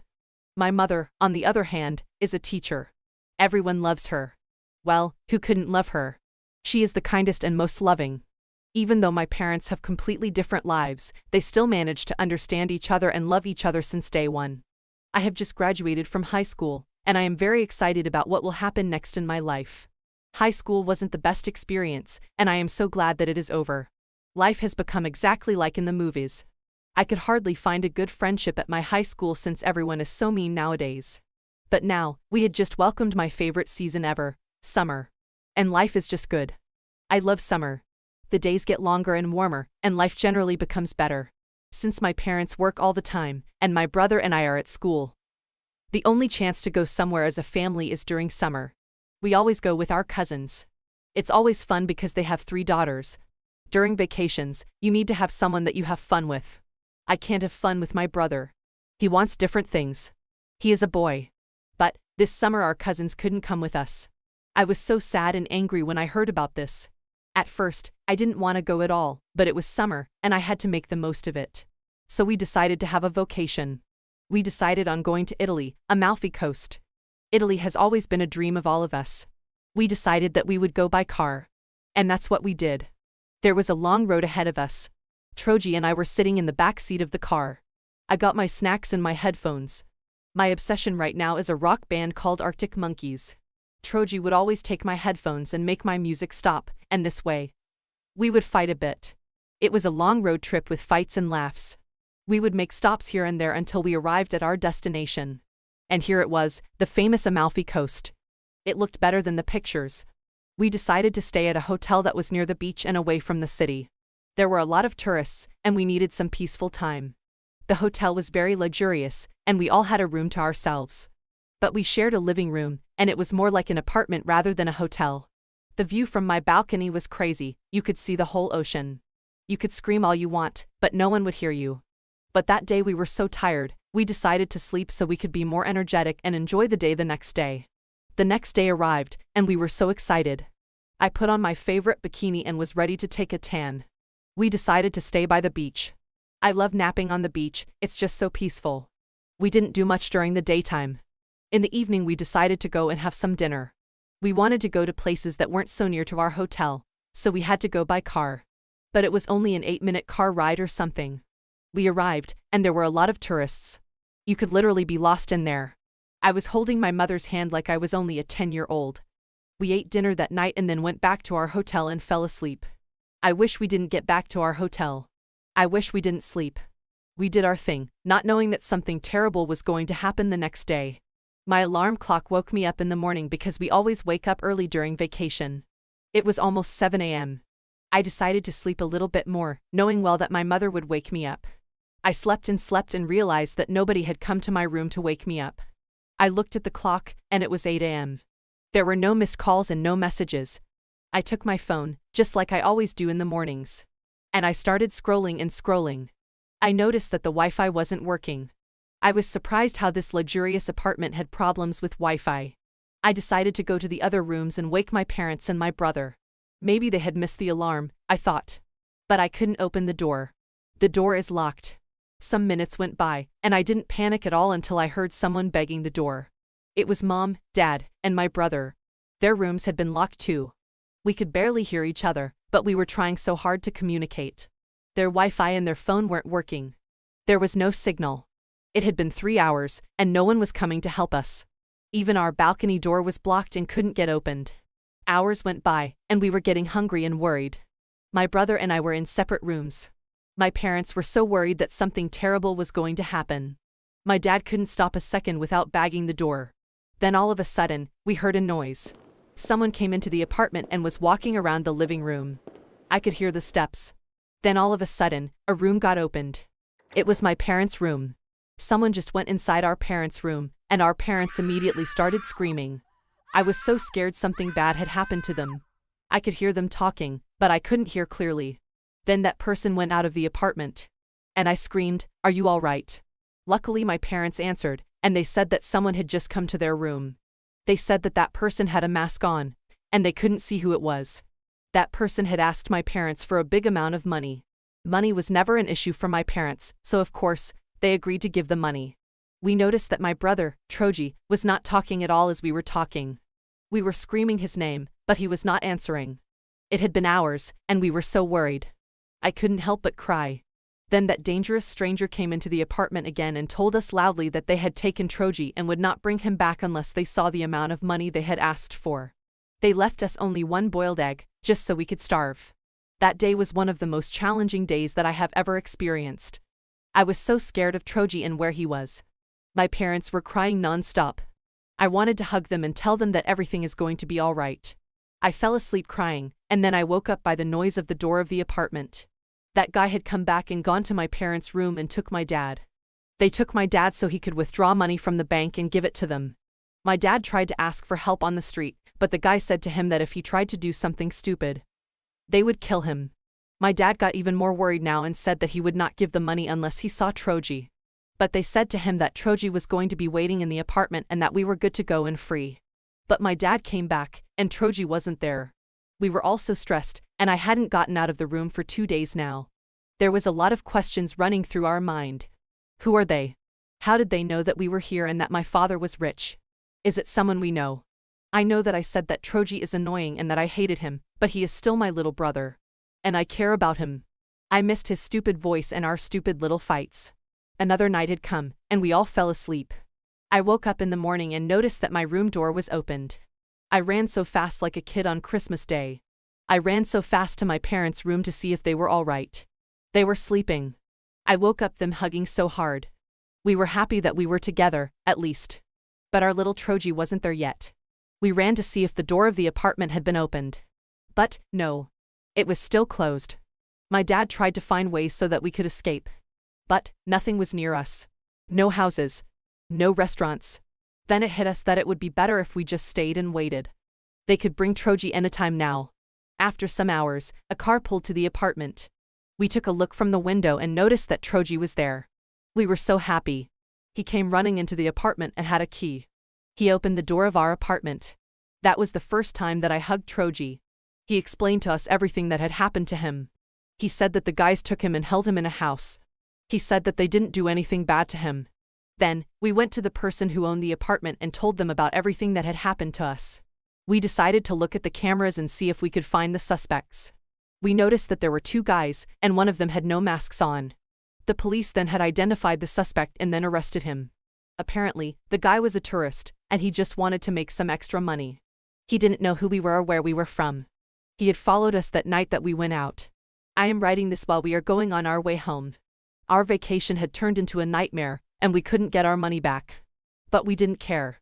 We were glad that we were all right and together. We just wanted to get home safe. It's crazy what people do for money, and they are capable of putting lives in danger. This experience made me realize that anything can happen in a very unpredictable way. This experience didn't make me love Italy less. It was just bad timing. I can't wait to visit it again. I am Lisi, and I am only 16-year-old. Months ago, something had happened to my family and me, so I decided to tell my story. Get ready to get goosebumps. I was born and raised in Island. We are one small family, but a happy one. I live with my parents, and I am the only child. My grandparents had passed away very early when I was a baby. But my mom says that I used to love them so much. I often think about them and how life would be if they were still alive. Even though I am big now, my mom still treats me like a baby. But I can't complain, though. I am a mama's boy. When I am home, most of the time I spend with my mother. My mom doesn't work, so she is always home. On the other hand, my father works in Switzerland and he is never home. But it doesn't go an hour that my mom and dad don't text each other. I try as much to stay home with her because I don't want her to feel alone. But it's hard, especially when you are a 16-year-old and your friends are going out and being rebellious. But my parents have sacrificed a lot for me. Staying home with my mother is the least that I can do. When my father isn't home, I feel like I become the father of the house. I think that I must be brave and I must do the most to make my mother feel safe. 5 years ago, we were in a very terrible economic situation. I was a kid, but I remember so much. I remember how stressed my parents were. My father worked different jobs, but he was not getting paid enough. My mother couldn't work because she had to stay home and look after me. We never had vacations, and we never went somewhere fancy. There were times when we could barely find food to eat. I was the only kid at school who would pack lunch and all the others were going out and eating. There were times that I felt left out. I like to remember the past because I see how much our lives have changed now. A lot has changed in 5 years. Since there weren't many good jobs, my father decided to leave our country and go to Switzerland. The fact that he would be far from us broke his heart. But it was the only solution. I remember how scared my mother was and how she would lock all the doors of our houses all the time. But our city, Jylland, is very safe. We were always safe here. My dad comes to visit us every 3 months. My mom is the happiest when dad is here. We are all happier now. Life is good. We have a roof upon our heads, good food, and warm clothes. These are the most important things, says my mom. But, on the other hand, my dad is different.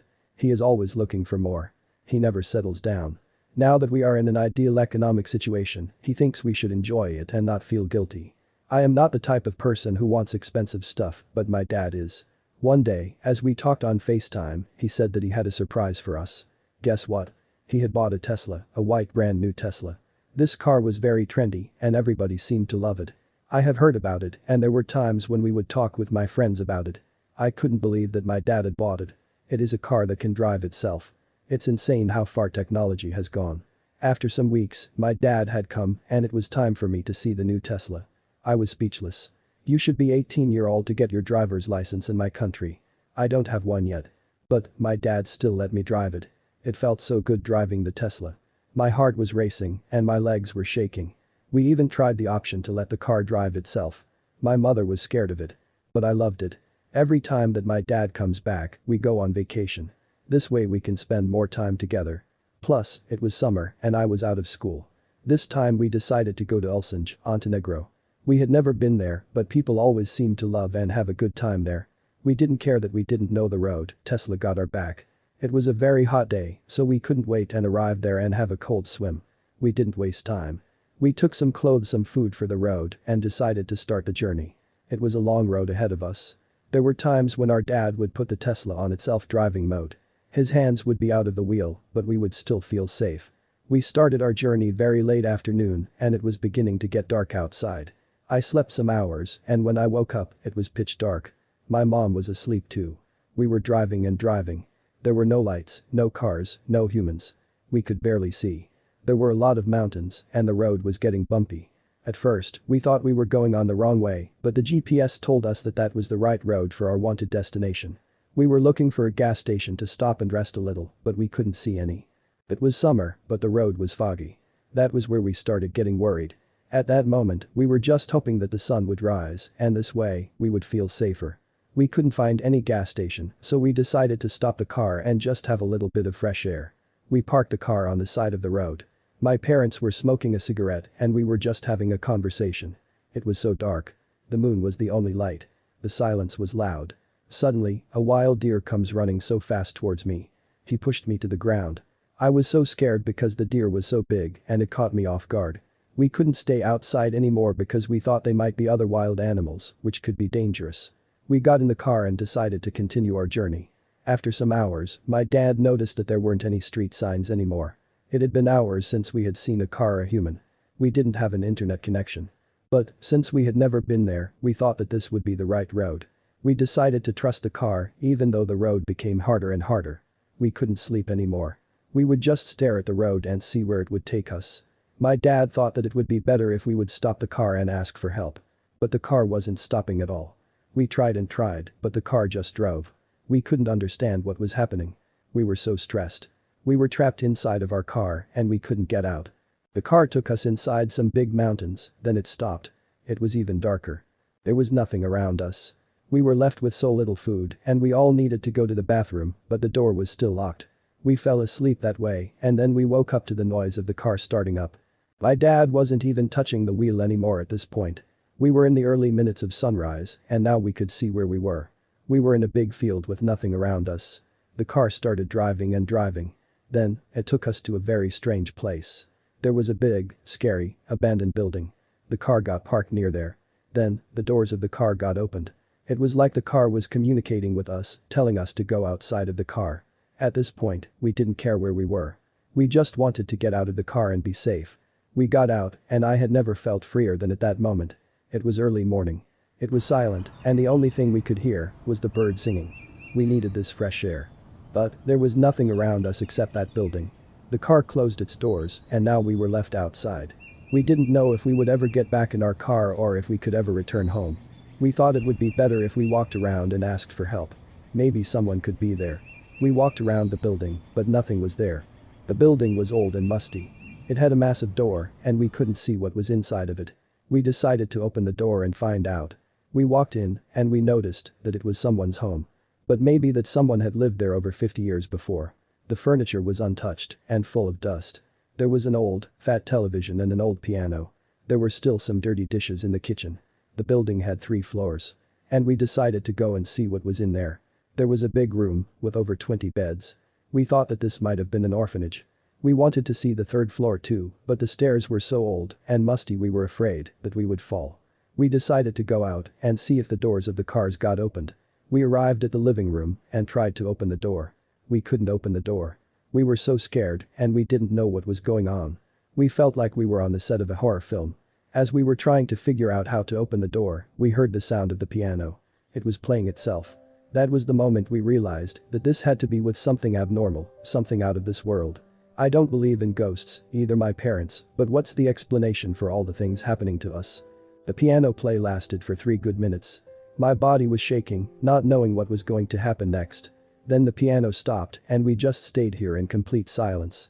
Suddenly, we heard some steps, like someone was coming to the living room. But no one was coming downstairs. We were stuck there for an hour, listening and looking around. Then we heard steps like some people were coming downstairs running to the living room. There were no people, no ghosts, just some dust flying around. That's when the door got opened and the dust went outside of the door.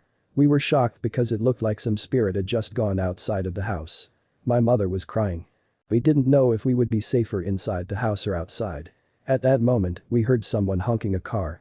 And we thought that somebody had come to recuse us. But no. Our Tesla was honking at us like calling us to get in the car. We went outside and the car opened the doors. We got in and the car wasn't starting itself like it used to. My dad tried to start it and it did. It looked like we were in charge of the car now. We drove some miles and the GPA was back and we noticed that we were nowhere near our destination. We were back on the streets and we saw cars and people and millions of gas station stops. We didn't know if we should ask for help. What would we say to everyone? We decided to drive home because this whole road trip got too weird. I haven't told anyone this story until now. We still don't know if we will keep the Tesla. My dad's theory of all this happening was that somehow there were old spirits on that abandoned building that needed to be free. We were the chosen ones to do that. Why us, though? I am Riga, only 18 years old. I want to take you back in time and tell you what had happened to me when I was only 16 years old. But first, let me tell you about my life. I was born and lived all my life in a very tiny place in Kosovo. Even though sometimes it gets lonely because almost everyone has left our village, going to the big cities. We are still grateful for the fresh air and beautiful views. I live with my mom, dad, and my 2 bigger brothers. I am the only daughter, and they have always treated me like a princess. However, my parents can be very strict, especially my dad. My dad can be a very old fashioned man. I try to advise him for good and tell him how much life has changed throughout the years. But it's like he's stuck in old times. It's like he doesn't want to listen and learn. But that doesn't stop me from living my life and doing whatever I want. Home is very far from school. It takes an hour. I have to get up extra early just so I can be ready in time. But the walk to the city is very long, and my hair gets curly and destroyed from the morning air. Even my makeup gets ruined. It's so annoying. But I enjoy school. I have some very good friends here that I know will last a lifetime. All of my friends are from the city, and at first it was hard for me to adapt. I felt like I didn't belong there, but they made me feel so welcomed. When I'm at school, I realize how my family and I live and how others live in the city. We all live in the same country, but still, it's a huge difference. People in the city are more open minded. I see my friends do a new tattoo every week. They have piercings all over their body and face. They change their boyfriends and girlfriends like they are changing their clothes. At first, even I found it strange, but now I'm used to it. This year, I got my first boyfriend, and with that happened the first kiss. But this only lasted for some months. Thank God my brothers didn't find out about this, because if they did, they would tell my dad, and he would think that I should be marrying the boy or something. But I don't want a relationship. I'm young. My brothers are married, and they often complain about it. They say that the ideal age to marry these days is 30 years old. All of my friends think this way too because nobody wants to get married early. This was my plan until one day. One day, I came back home from school. I was only 16 years old. I noticed there were a lot of shoes outside our door.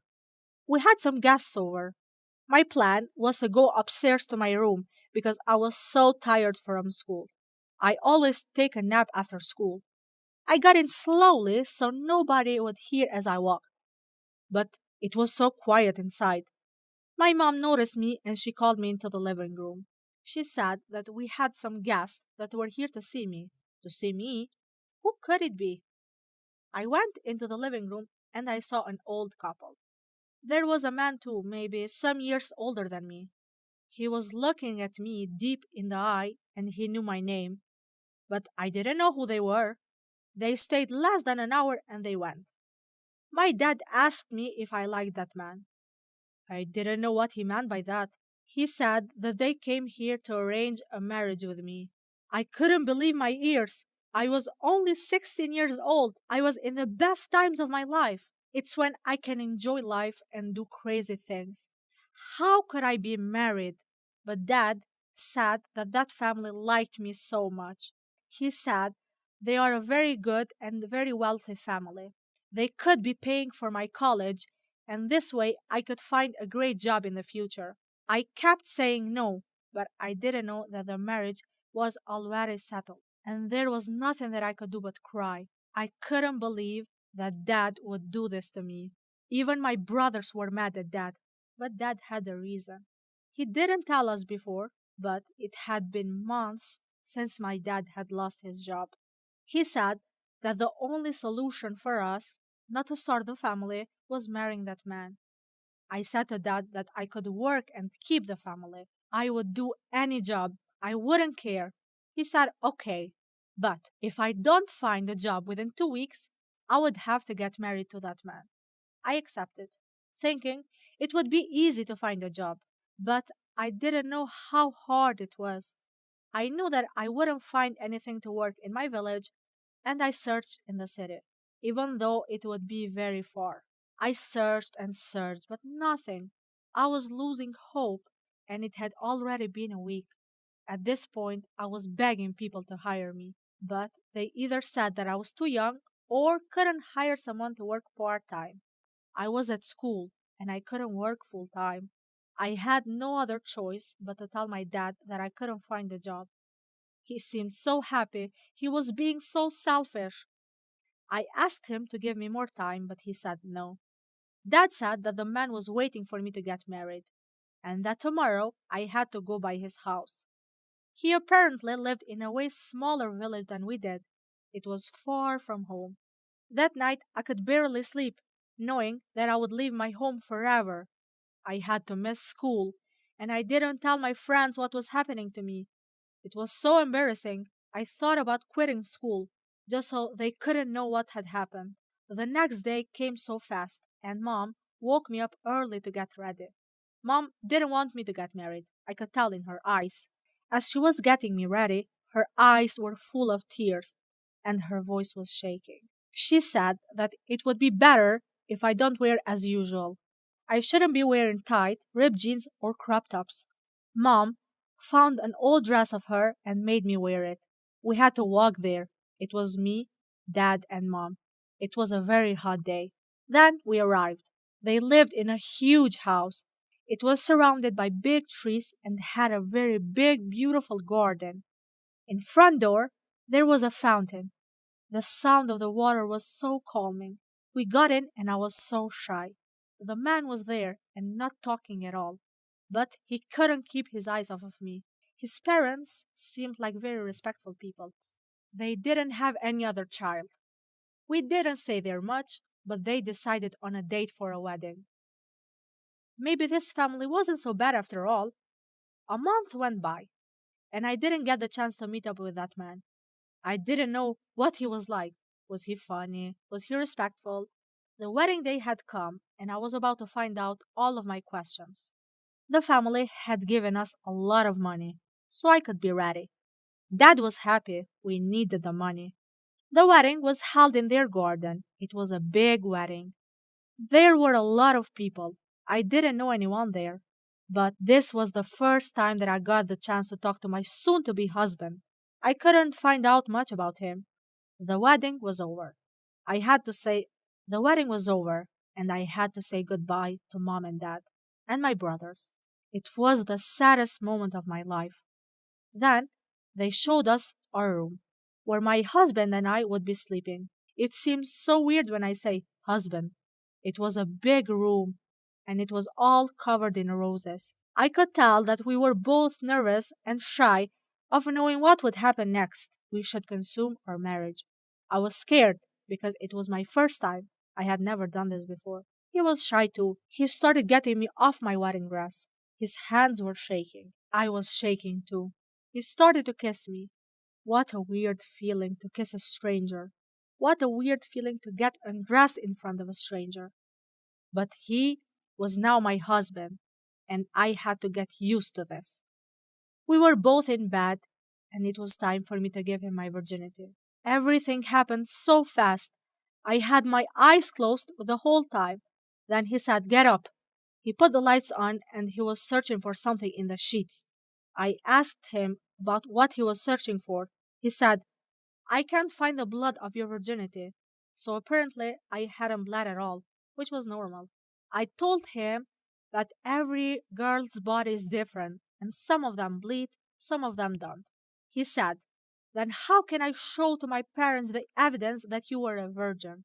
He said that they have a tradition to show the virginity blood to their parents. I was shocked and I didn't know what to say. I could tell that he was not trusting me, that I had never been with a boy before. I was only 16 years old. He got out of bed, saying he couldn't continue this marriage because I wasn't a virgin. I didn't bleed, and that morning he will tell everyone and call off the marriage. I felt so lost. I fell asleep crying and questioning the future of my life. What will my family think of me? What will happen to me? The following day came, and his family had already picked my stuff and told me to go. They were rude to me, and they were treating me like I wasn't worth it at all. My walk home was long, and I was trying to figure out how to tell my parents. They must know that virginity is just a myth, and some girls are born without it. I was so young, and I knew so much. Why didn't they know about this? In our villages, the girls who get divorced get judged and get called terrible names. I didn't care for myself. I was thinking about my family. I arrived home, and Mom and Dad was there. They were curious about why was I home. I had no other choice but to tell them the truth. Dad, without any hesitation, hit me and I fell to the ground. He wanted to beat me even more, but Mom stopped him. He could have beaten me to death if Mom didn't stop him. He told me that I was a disappointment for the family and that no one would ever accept to marry me again. That night I slept outside of our house. Thank God it was summer. Until my brothers came and talked to my dad. Dad agreed to take me to the house, but he never talked to me. He acts like I'm not there. I'm used to that. But at least I am free, and I'm not married to someone who doesn't know how the female body works. I wanted to share my story, even though it happened a long time ago. I wanted to share it because I've heard a lot of women in the same situation as me. I want the world to know that virginity doesn't define us because it doesn't even exist for some. It's sad to see how uneducated we are, yet we are the first ones to judge.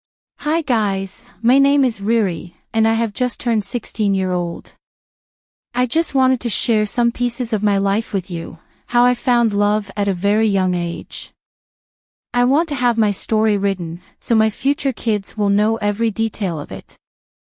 I was born and raised in Pristina, together with my big family. I live with my mom and dad, 2 sisters, and my little brother. My little brother's birthday was some months ago, and we decided to buy him a Labrador puppy, and we decided to name it Rico. I didn't know how much of a responsibility it was to raise a dog until now. But we love it. We are enjoying it every minute. This year hasn't been the greatest for us, because our grandparents have passed away from the COVID. Our home feels empty without them. But, no matter what, we should move on with our lives. And that's what we did.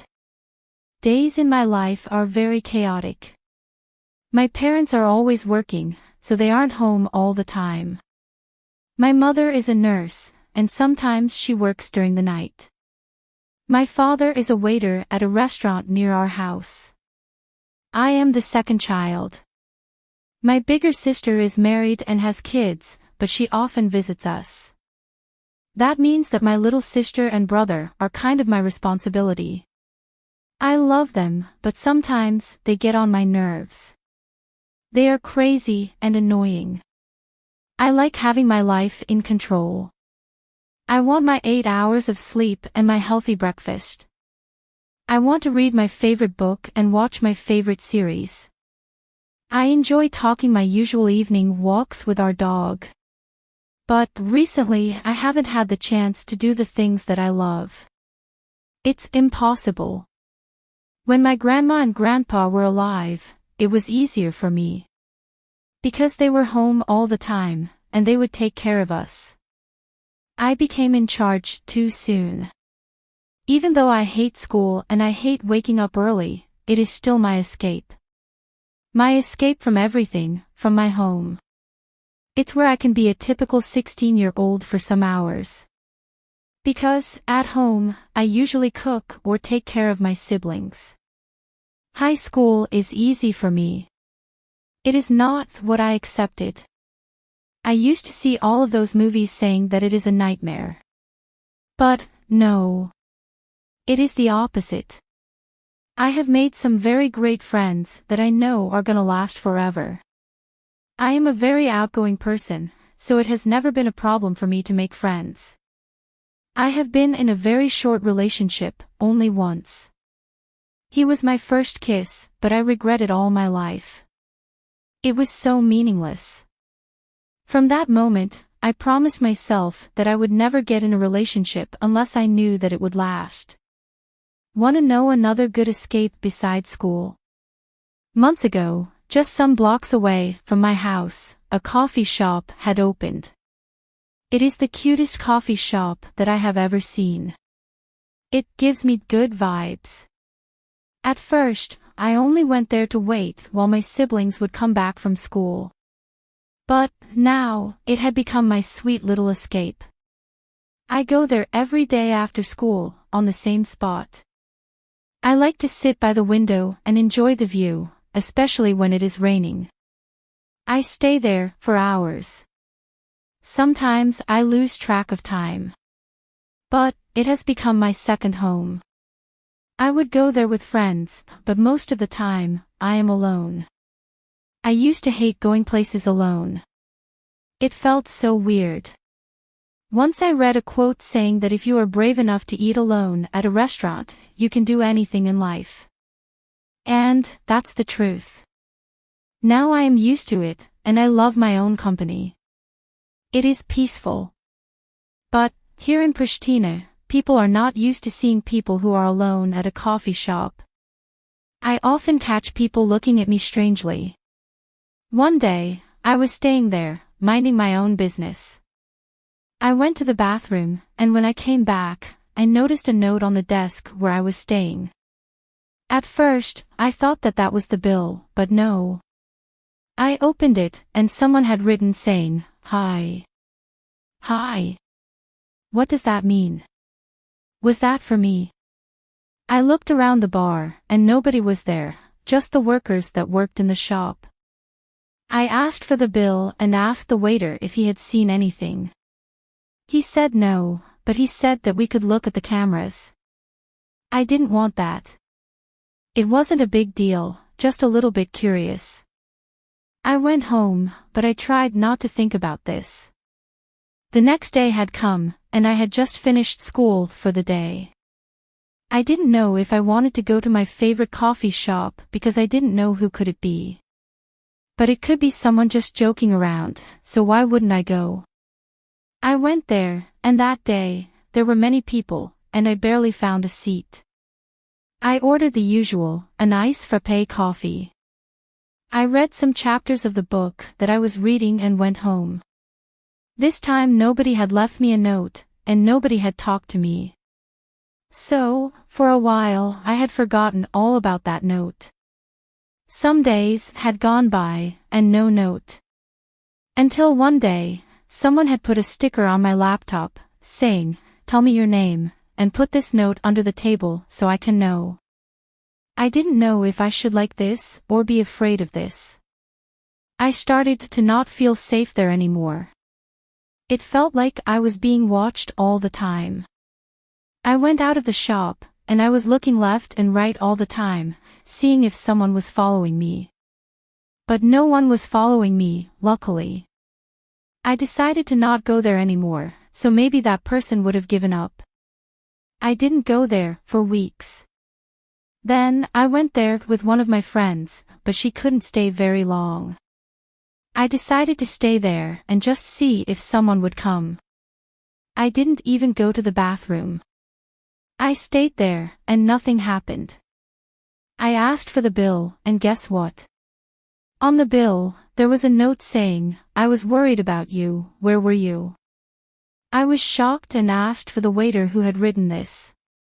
The waiter said that he couldn't tell me. But he said that a guy that always came here wanted to write to me. He said that he got paid to not tell names. I decided to finish this and write him back. I put a note under the desk where I was staying, saying, "Who are you?" I was curious more than ever. The next day I went to the coffee shop, and the only free spot left was where I usually sit. What a coincidence. I sat there, and the first thing that I did was put my hands under the table and see if I had a note.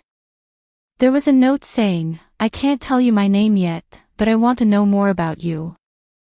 I replied, "What do you want to know about me, and why?" I put the note under the desk and continued with my day.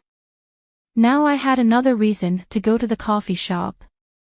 I don't know why, but I found this so interesting and exciting. My life felt like I was in a movie. The next day, that person had left another note saying that the reason why they wanted to get to know me was that I had looked mysterious. I had no idea who could it be. A girl? Alright, I can never have too many friends. A boy? An old man? I was dying from curiosity because that person had seen me before, but I had no idea how they looked. I decided to write and ask about whether it was a boy or a girl. He was a boy, but 2 years older than me. He said that his name was Ron. Days were going by, and we were passing notes every day. He seemed like a lovely person. I learned a lot about him. He was a lot like me. He said that that coffee shop was his favorite place too.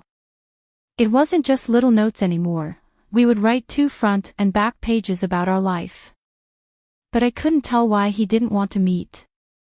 I couldn't be the first one to say that, so I waited. I was living for what will tomorrow bring. But, one day, as I was in class, my teacher called me out because my mother had come to take me. I didn't know anything about this. I went out, and I saw my whole family outside. I knew that something bad had happened because my mother had a strange look on her face.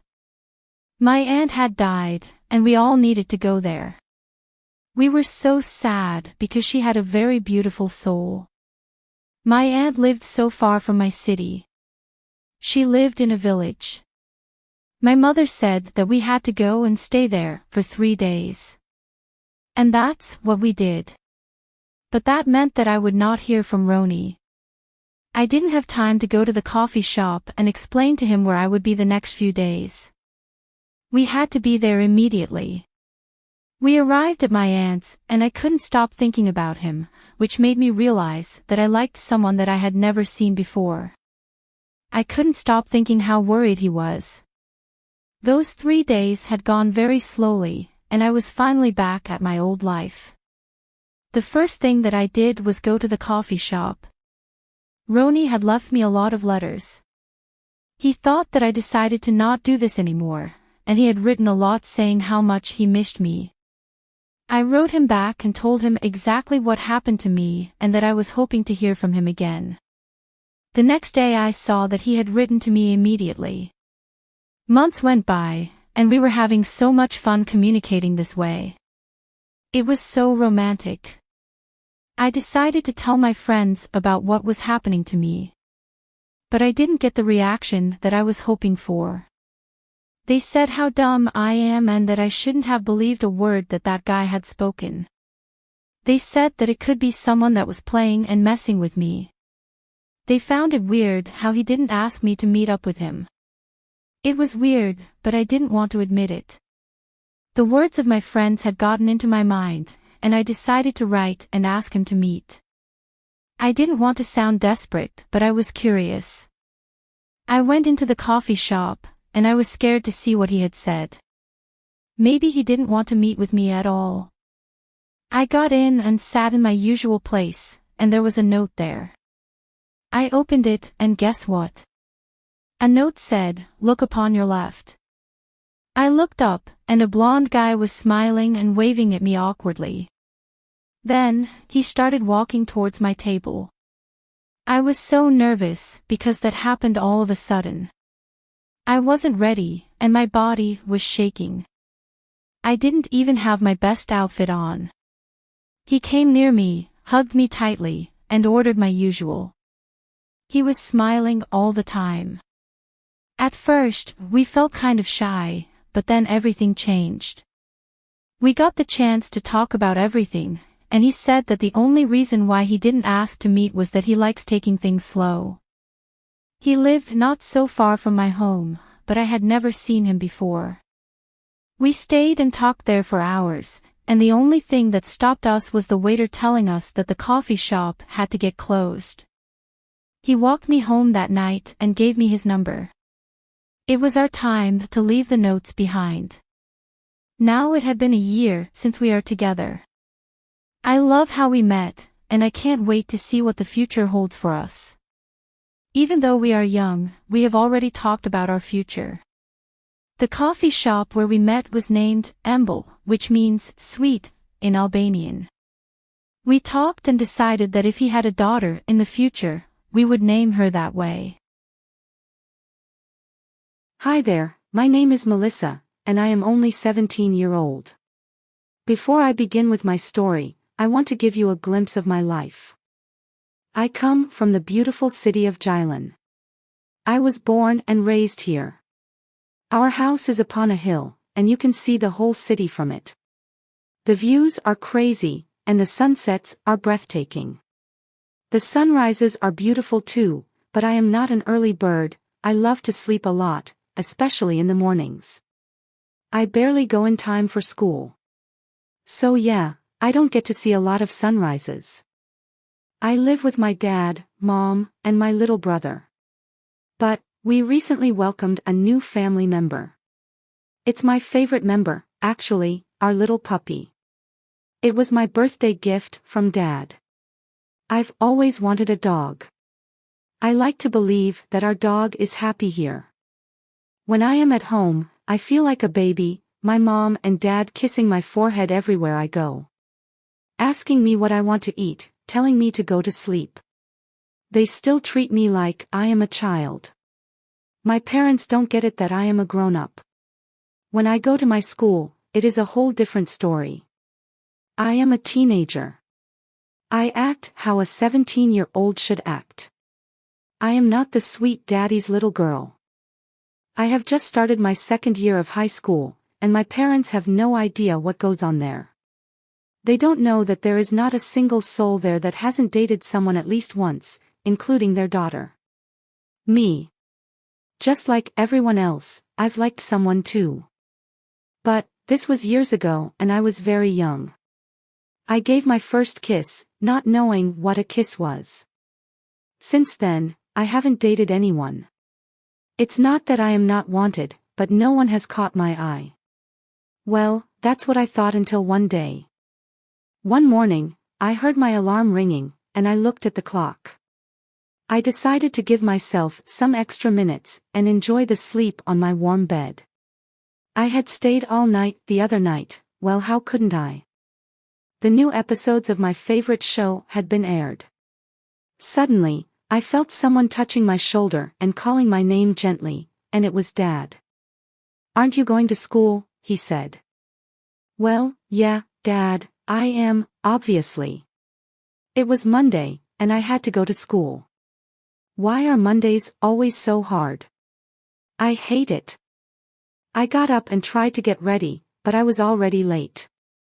This wasn't the first time that I missed my early classes. My parents understand me when I can't wake up early, they don't say anything to me. But, this will for sure affect my grades. I wore anything that I could find. Clothes that were lying on the ground of my room, from the days before. Thinking about how I have to clean my room after school today. My mom will kill me if she sees how messed up my room was, but she is most of the time at work. Crossing my fingers that she would not go into my room today. At least I opened the window, so some fresh air would go in. Because I had eaten in my room the night before, it smelled terrible. I got out, and my parents had already left for work. I had to walk to school. It was windy and cold. Just what I needed. It was already a bad day, and I wouldn't be surprised if a group of stray dogs would follow me and try to eat me. This is a very serious problem in our city, there are a lot of stray dogs. I love dogs, but sometimes they can be dangerous. I arrived at my school and noticed that the door was closed. There were a lot of people there. I tried to open the door, and someone said, "They are not letting us in because we are late." I turned my back to see who was talking.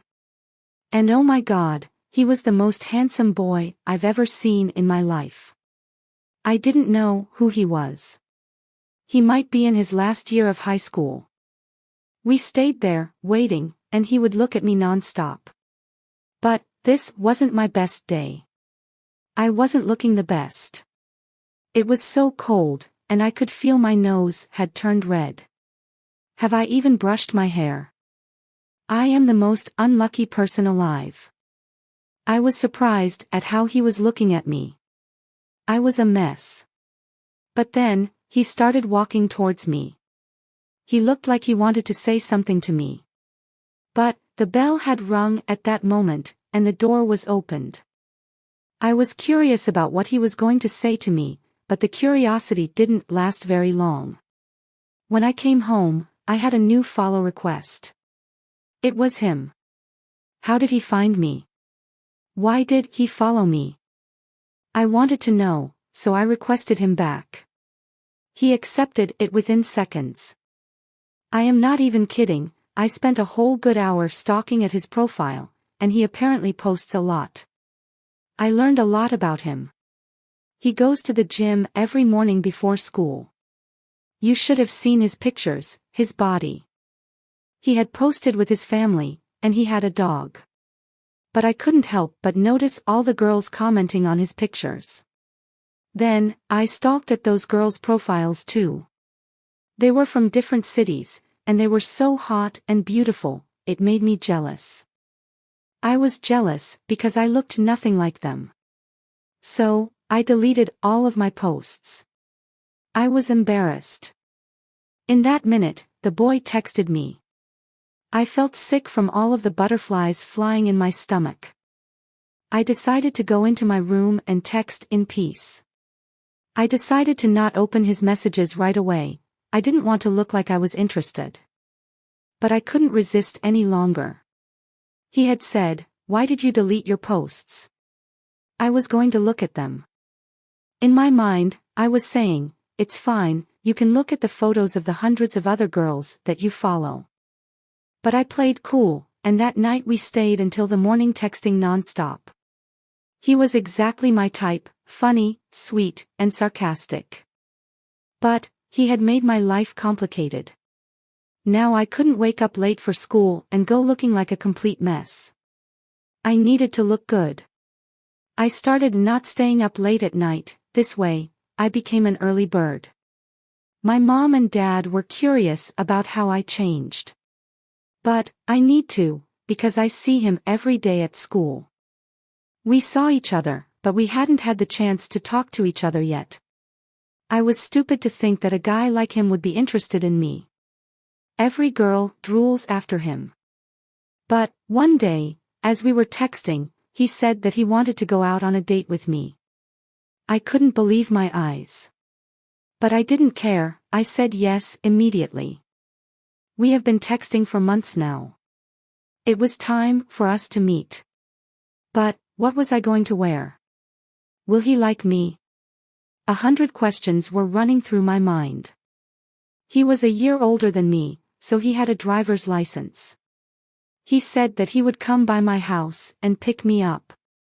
I was so stressed knowing that my mom and dad would see me. I spent hours trying to find the perfect outfit. My room once again had become a big mess. That moment Mom came in to call me to eat dinner and saw the mess. She said I couldn't go out unless I cleaned all of that.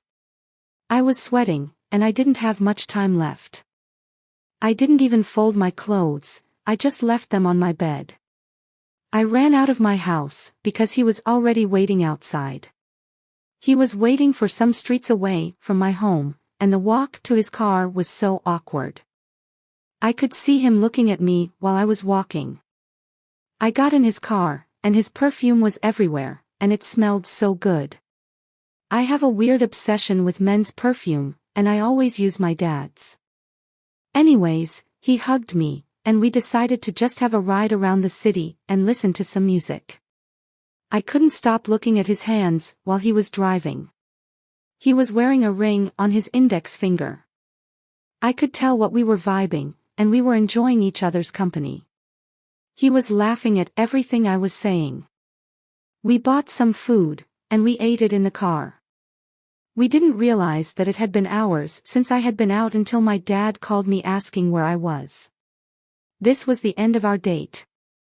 The only way to find out if the person you went on a date with likes you is if he texts you immediately that night. And that's what he did. He texted me, and the texting continued for days. I know that we weren't dating yet, but we were texting, telling him personal things I never discussed with anyone else. And there was something that I didn't like. He would always follow girls on his Instagram and like their posts, and there were times he would even comment. I didn't know how to feel. I wasn't doing what he was doing. I wasn't accepting it, but he called me on another date. But he called me on a very, very bad day. My period had just come, and my stomach was hurting so bad. My face was full of pimples. There was a big, disgusting pimple right around my lips. I didn't want him to see me that way, so I said I couldn't go out. I didn't tell him why not, obviously. But I tried to hide in school too, just so he didn't see me. I couldn't go out with him until this pimple would be gone. Seeing what kind of girls he follows, my confidence was so low. My period pimples only last some weeks, so that's alright. Just when I thought that nothing could go any wrong, I accidentally fell asleep while chewing gum one night. I didn't notice it until I woke up for school and tried to brush my hair. I tried to brush my hair, but I couldn't. Then, I saw it. The gum was on my hair. I screamed so bad, Mom came to check if I was alright. I wasn't alright. Mom said I should chop my hair. I couldn't go to school that day, and I had to go to a hairstyle and take care of it. The hairdresser laughed when she saw me, but she said some bad news.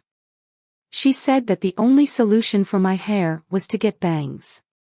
Bangs? But that was so 2000s, and nobody has bangs anymore. I was going crazy, but I had no other choice. I cut it, and I was looking so ugly. I cried till we arrived home, and I didn't have time to check on my phone, and I was in a crisis. But, a number called me. It was the boy that I was texting with. He said that he wanted to see me tonight since I missed school. He said that he missed me. But I couldn't go out like this. I was looking crazy. My plan was to not see him for some months, so my hair would grow a little. Weeks went by, and he called me once again. I wanted to see him because I missed him so much. But, Dad said that we will give him some money and buy some clothes when he gets paid. I needed new clothes, so I thought it would be better if I waited for more weeks. I wanted to look good.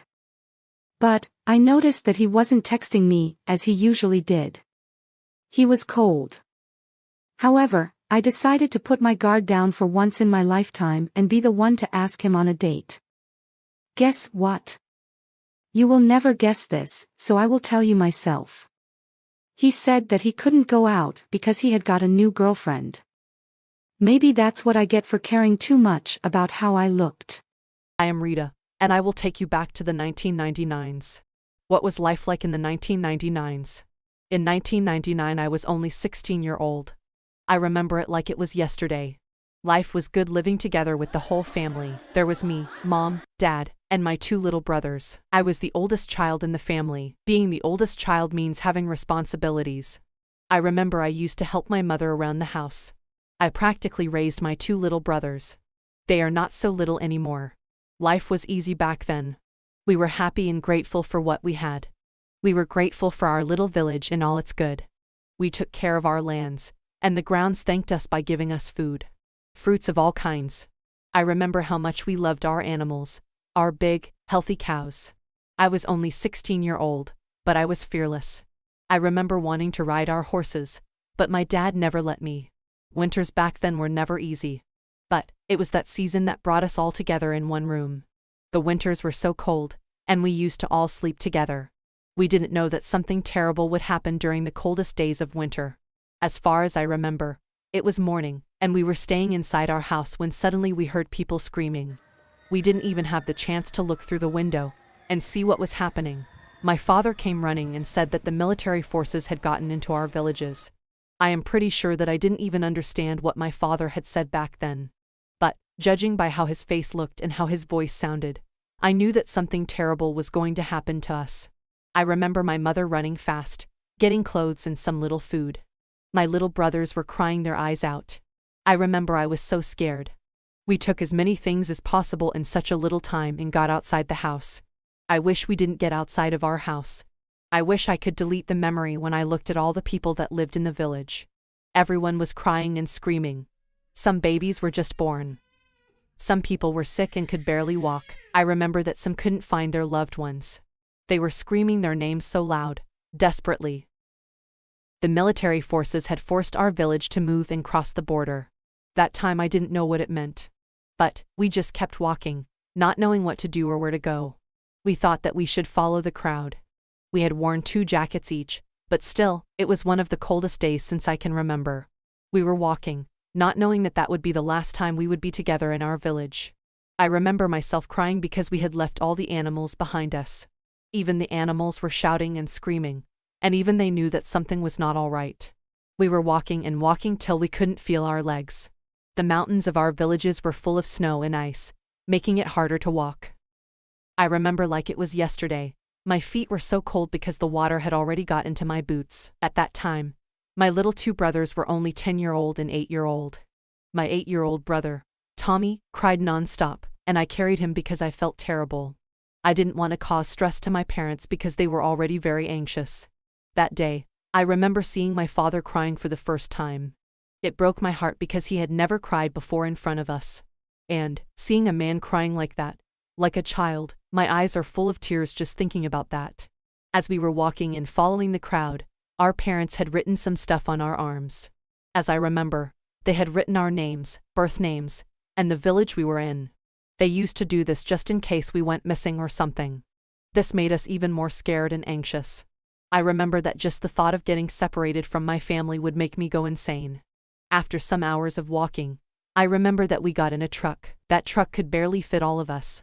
We were more than 100 people. We were holding hands non-stop because you could literally get lost in that truck.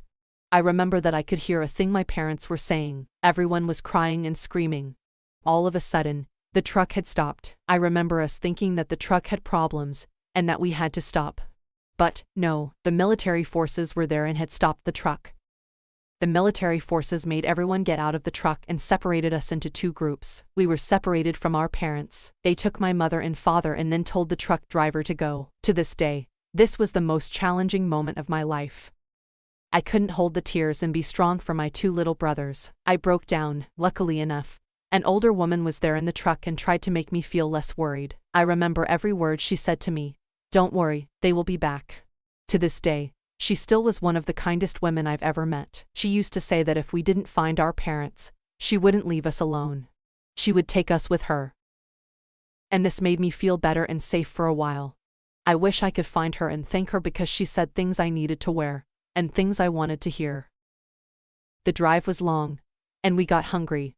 We had a backpack that my parents had packed for us. There was bread and a bottle of water. We shared that with my two little brothers, pieces to pieces, but that wasn't enough. It had been one day since we hadn't seen our parents and we were worried. I didn't know if they were dead or alive. I didn't know where they were and if they had eaten anything. I remember not sleeping at all, scared if the military forces were going to separate me from my little brothers. They were my responsibility now. We had welcomed a new day, and that older woman had given us some food. To this day, I still don't know what we would do if this older woman didn't give us something to eat. We would starve. I remember what the people used to talk about in that truck. They said that we would all die. I used to cover my little brother's ears so they couldn't hear anything. Then, some good news. Someone shouted, saying that we had arrived at the border and were ready to cross it. They told us to change to different vehicles, so we did.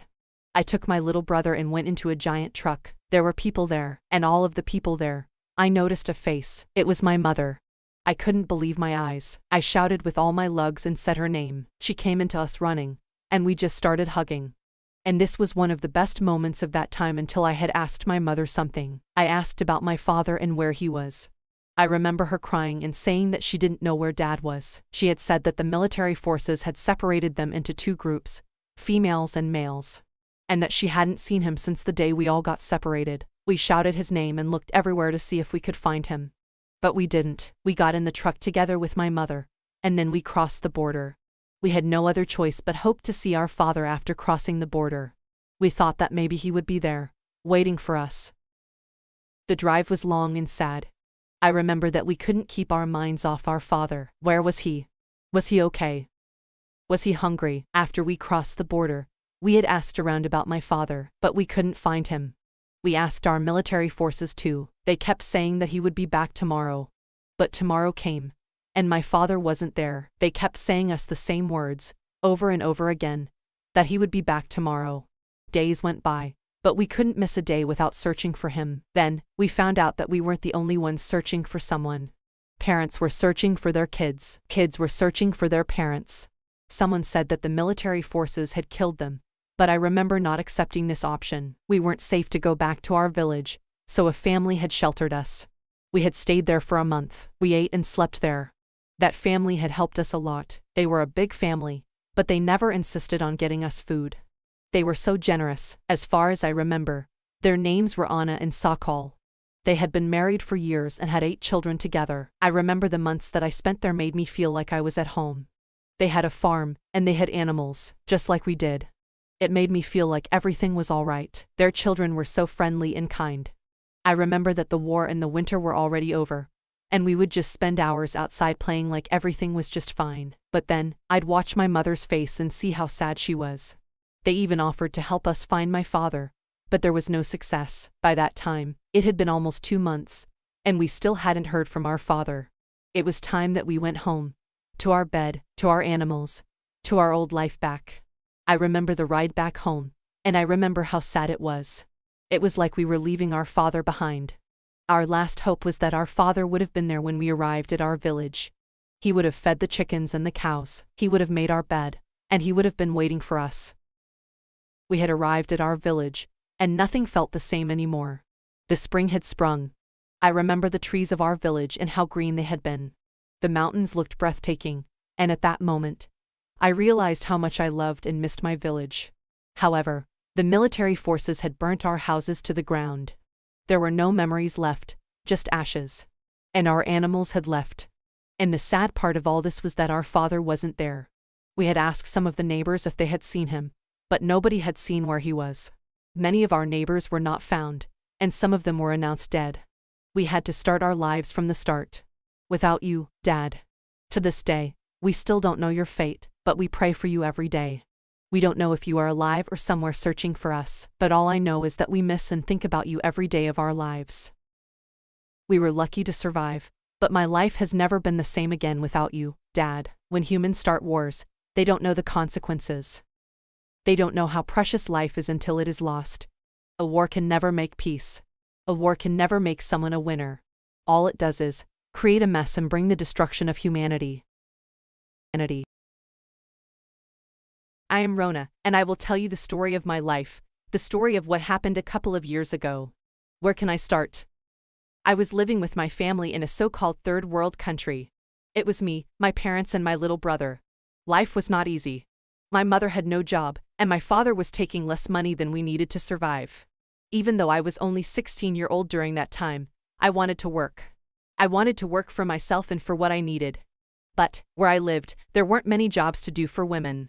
That's why my mother had never worked, and I couldn't find a job.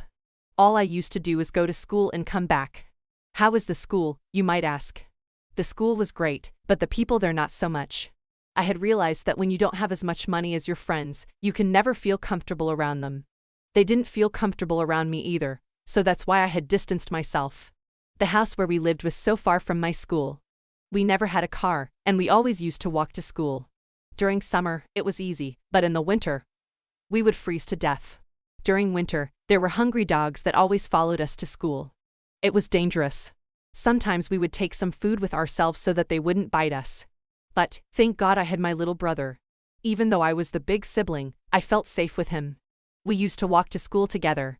We would discuss our friends, how much money they had, and how lucky they were. My brother and I were the only ones walking, and it was so embarrassing. All of my friends' family had cars. Our friends had new phones. They used to wear all the clothes that were trending during that time. One of the reasons nobody wanted to date me was that my clothes were not trendy. And nobody wanted to date a poor girl. There were times when my brother and I would get back from school, and I couldn't help but complain. The school had gotten me so tired mentally and physically. It was just too much. But, still, I tried to hide it because I knew that it was a hard time for my parents too. They were trying their best. My father was working non-stop, and still, the money was never enough. I knew that he was taking loans from our friends and family. But, he never admitted. But, we knew. People had started to come to our house and ask for their money back. My father was sick and tired of working and then having nothing. I remember it was winter one day, and my brother and I came back from school. When we got home, there were suitcases around our house. I remember asking about what happened.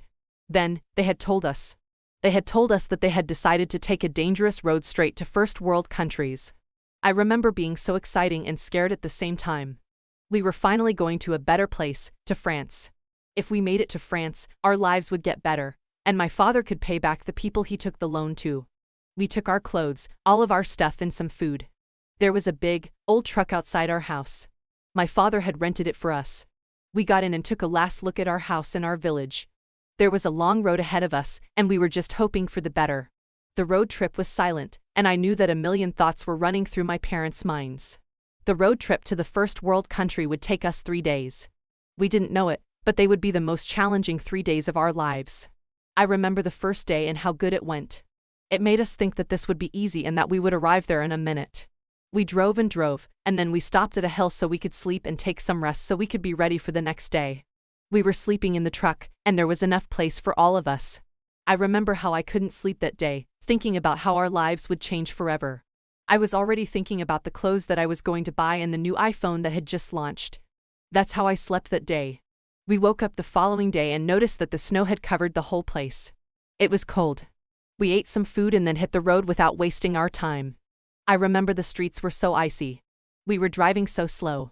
We were stopped almost at every border by the military forces. They would ask us questions, and they would keep us for hours. Nobody liked refugees. But we were going there with good intentions, for a good start and a good life. Being stopped at every border took us a lot of time. The next day arrived, and we were ready to have some good sleep. Apparently, that night it had been snowing all night.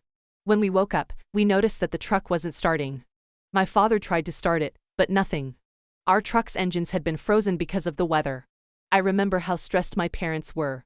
They didn't know what to do. It had been hours, and the truck was still not starting. We were just wasting time. We decided to ask for help and see if anybody could fix our truck. But we had parked our truck somewhere in the mountains so that we could sleep, and there weren't any houses near.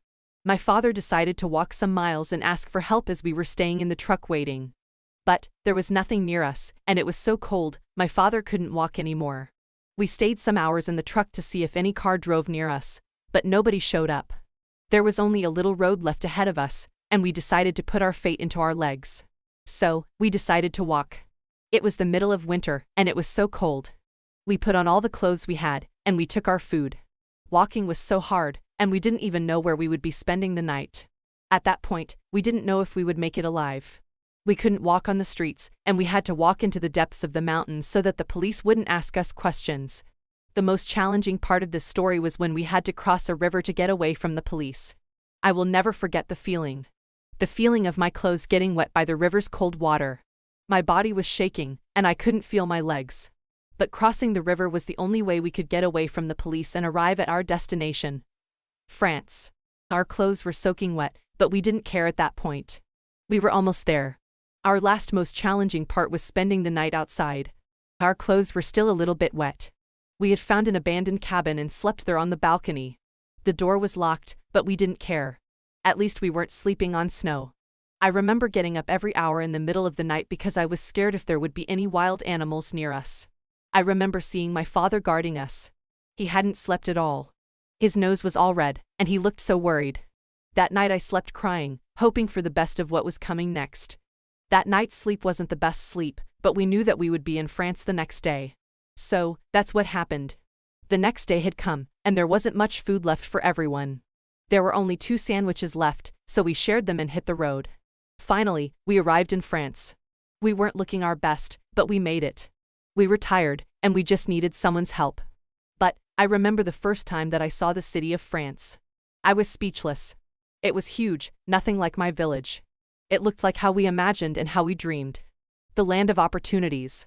It was snowing there too. There weren't many people around. I remember a policeman approached us. I remember my father's voice shaking, saying to the policeman that we were refugees and needed help. My father was begging for help. I will never forget that policeman's face and how much he had helped us. They took us to a place to stay. It wasn't a 5-star hotel, but we didn't care. We didn't need that. They gave us food and warm clothes. You should have seen my father's face and how happy he was. We all were happy. Our eyes were full of happy tears. I took a warm bath, and I fell asleep by the window while looking at the city. It has been months since we got here, in France. Our life has changed for the better. My father and my mother found a job. My father works as a taxi driver, and my mother works as a waiter. But they are getting paid very well. At least, my parents won't worry about the essential things to buy for us. My brother and I have started school. Thank God that our school is near the apartment where we live. It's only a 5-minute walk. The people at my new school are so kind, and I have made some good friends here. They respect us even though we are not from France. Everyone at my school works after school, so I decided to work too. Why not? I could have my own money, and I could buy whatever I wanted. Plus, I always wanted to work. We have a neighbor that has a 1-year baby, and she asked me if I could work as a nanny and take care of her child. I accepted. I love children, and it's a fun job that gets paid very well. However, not everything is promised here. We are still just refugees. We are still waiting for the government to give us the final decision. We still don't know if we can stay here forever or go back to our village. It would be a nightmare if we had to get back. I don't miss my village because there's nothing to do there. Plus, we have adopted here very fast. It would be so sad if I had to leave my new school friends here, my job, and this city. Everything is more accessible here. I just wanted to share my story and ask you to pray for me. To pray for my family and all the refugees out there. I don't wish for anyone to go through what we went through. Every refugee story is different, but I know that we all have the courage not only to survive but to preserve and rebuild our shattered lives. Guys, I am Rona, and I just turned 16-year-old. I wanted to take a minute from my chaotic life and tell you this. A piece of my life. Everyone has their own story, and I do too. I come from the tiny city of Kosovo, Gjilin. I love Gjilin. I have spent all of my life here.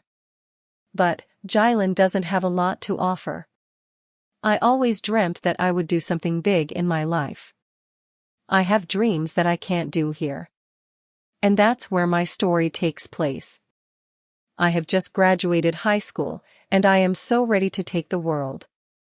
I have always shown a love for art since I was a kid. I could literally draw before I could talk. I love everything related to art. I love going to museums. I love losing myself in paintings. And that's what I want to do for the rest of my life. I want to go to an art school. But there is a problem. There isn't any art school in Gjilin. But there is one big art school just an hour away, in Pristina. And that's where I want to go and pursue my dream. I live with my parents, grandparents, and 2 little sisters. At first, I was so afraid to tell my family that I wanted to go to Pristina. My parents work, but they don't earn as much as we need. My mother is a janitor at a bank, and my father is a taxi driver. If I decide to go to Pristina, I have to live there. I have to eat there. I have to pay for my school there. Plus, Pristina is way more expensive than my city. I know that my parents can't afford to send me there, even though they have always tried their best for us. But I want to go there. I want to spend the rest of my life doing something I love and enjoy. One day, as I was scrolling on my phone, I came across some news. The art school applications had started, and there weren't so many places left. It is not easy to get into this school.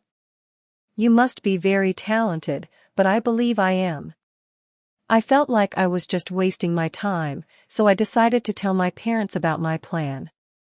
They told me that we couldn't afford it with their eyes full of tears. I felt bad and angry at the same time. That day I spent the whole evening crying. It felt like I was going to lose my dream forever. Then, my grandparents came into my room and tried to talk to me, saying that everything would be just fine. And they were right. Things took place. They gave me some very good news.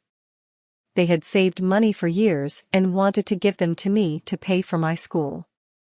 I didn't want to take their money, I felt bad. But they insisted. They said, "We are old.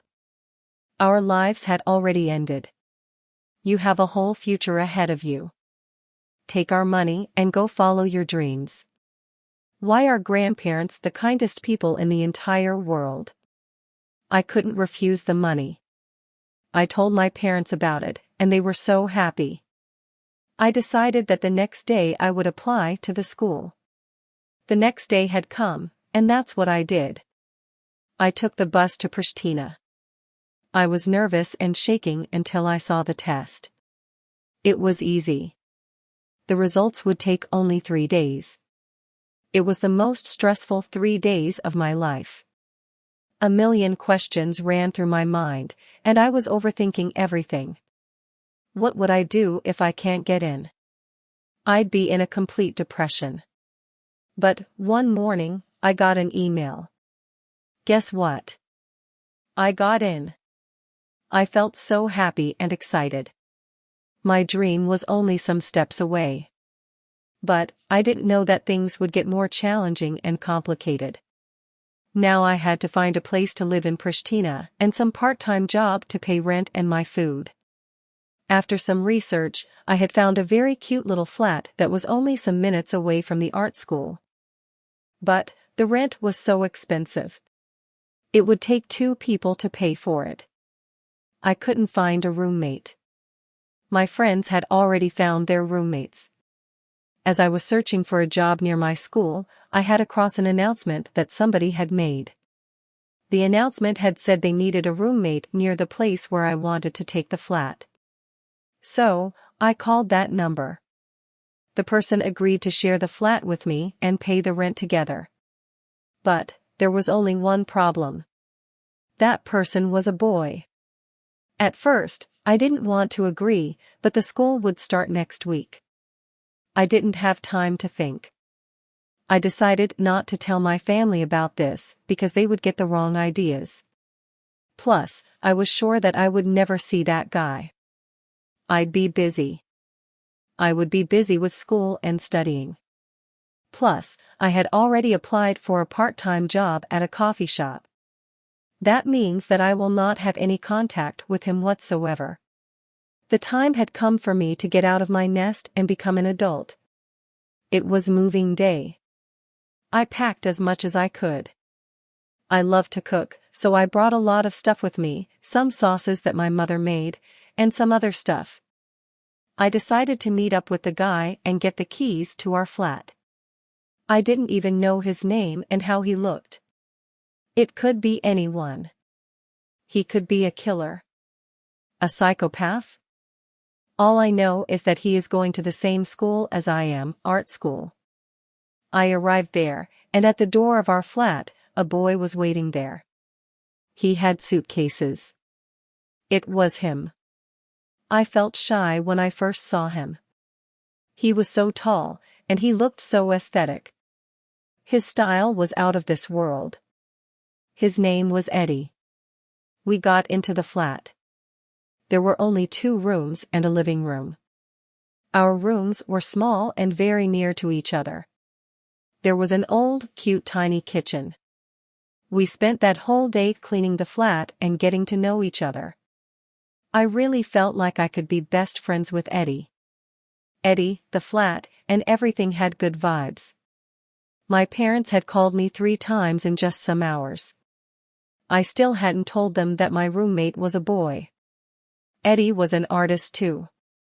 I had the chance to see some of his works, and they were mind-blowing. We noticed that we had some classes together, and we were glad. It's hard to start school without a friend. I slept so well the first night, like I was in my own house. But I had to wake up. A big day was ahead of me. The first day of school. I was in my PJ, scrolling through my phone, going to the bathroom. I forgot I was sharing the flat with someone. I ran into Eddie. He was going to the bathroom too. I got ready and arrived on the first day. The school was so beautiful and big. There were a lot of talented students there, and I could tell there was going to be competition. I can't say much about the first day because we didn't do much. After school, I had to go to my job at the coffee shop. I noticed that the coffee shop didn't have much work for me. Good for me. But the boss was so respectful. It was such a long day. I got tired and just wanted to sleep. I saw that Eddie was cooking in the kitchen when I got in. He goes, "I hope you like spaghetti." I was so surprised that he had cooked for me too. Plus, I love spaghetti. We talked about how our day went. I couldn't help but think how Eddie is the sweetest person that I've ever come across. I thought that it would be weird living with a guy, but I loved it. Eddie was making it so easy. Weeks went by, and everything was just fine. I visited my parents every weekend, but every time I would come back to Jylland, I would actually miss Eddie so much. We were getting so close with each other. We would draw together and talk about stuff that I had never talked about before with anyone. We would watch TV all night on our crappy couch and our crappy television. One night we actually fell asleep on our couch together, and when we woke up, we felt so shy. There were moments when I felt like we could actually like each other. One day I came back from work, and I saw Ed was painting a drawing. The living room was a total mess, and he was shirtless. He was all covered in paint and was smiling. That smile got me feeling like I could actually be into him. I got back from work one day, and I noticed that Ed wasn't home. He usually was home. I decided to make noodles for the both of us, since all we had been eating was pasta and fast food, and decided to wait for him to watch a movie together. Suddenly, someone knocked on the door, and it was Eddie. Eddie wasn't alone this time, he was with a girl. They were holding hands and laughing. He introduced me to her. She was so beautiful. She had long, sexy legs and hair. They didn't sit to watch the movie. They went and got into his room. Then Ed texts me saying, "Can you go out for a little bit?" I don't know why I felt so jealous and angry. I went out and didn't come back for some hours. I didn't want to disturb them. Then, I got home, and Ed was sitting on the couch. I didn't want to talk. I went to my room. I couldn't sleep but think. I was thinking about how I left my dream behind. I was lost spending time with Eddie, and all this time he had a girlfriend, and he didn't tell me. So, I decided that I would focus more on school from that night. That's what I came for, after all. Weeks went by, and we were communicating so cold. I did my best to avoid him. I tried not to be home all the time just to not see him. One day my parents came to my place in Pristina. I didn't know, and I wasn't home. Plus, they didn't know that my roommate was actually a guy. Ed had texted me that day saying that I should come home. I thought something bad had happened. I went home, and there they were, my parents. They were talking with Eddie, and then Eddie went outside. My parents were angry that I didn't tell them, but then they understood that I had no other choice. They had come to visit me with some bad news. My grandmother had died, and my heart broke into pieces. I couldn't believe it. I decided to go home to Jylland for a week to stay with my family during these hard times. I didn't communicate with Ed that whole week. A week went by, and it was time for me to follow the dream. I remember saying to myself that I would work even harder now for my grandmother. She wanted me to finish school. I went back to Pristina, and there Ed was. Eddie was feeling so sad about my grandmother. He made me cry with his words. We started hugging. I didn't know how much I needed that hug until we hugged. He was holding my face, telling me that everything was going to be fine, and then kissed me. I stood back, confused. I asked him about that mysterious girl that he was the other day. He said that that was nothing serious and that he liked me. I liked him too, but I didn't want to admit it. The following day I woke up to the noises of some suitcases. Eddie was leaving and saying that he got a job as an artist and would take a break from school for a year. Was it too late to confess my love for him? Was it too late to say to him that he shouldn't be going? I decided not to say a word, but I know for sure that I will miss him. He said that he would be back within a year. Till then, I will be working for my dream. And if Ed was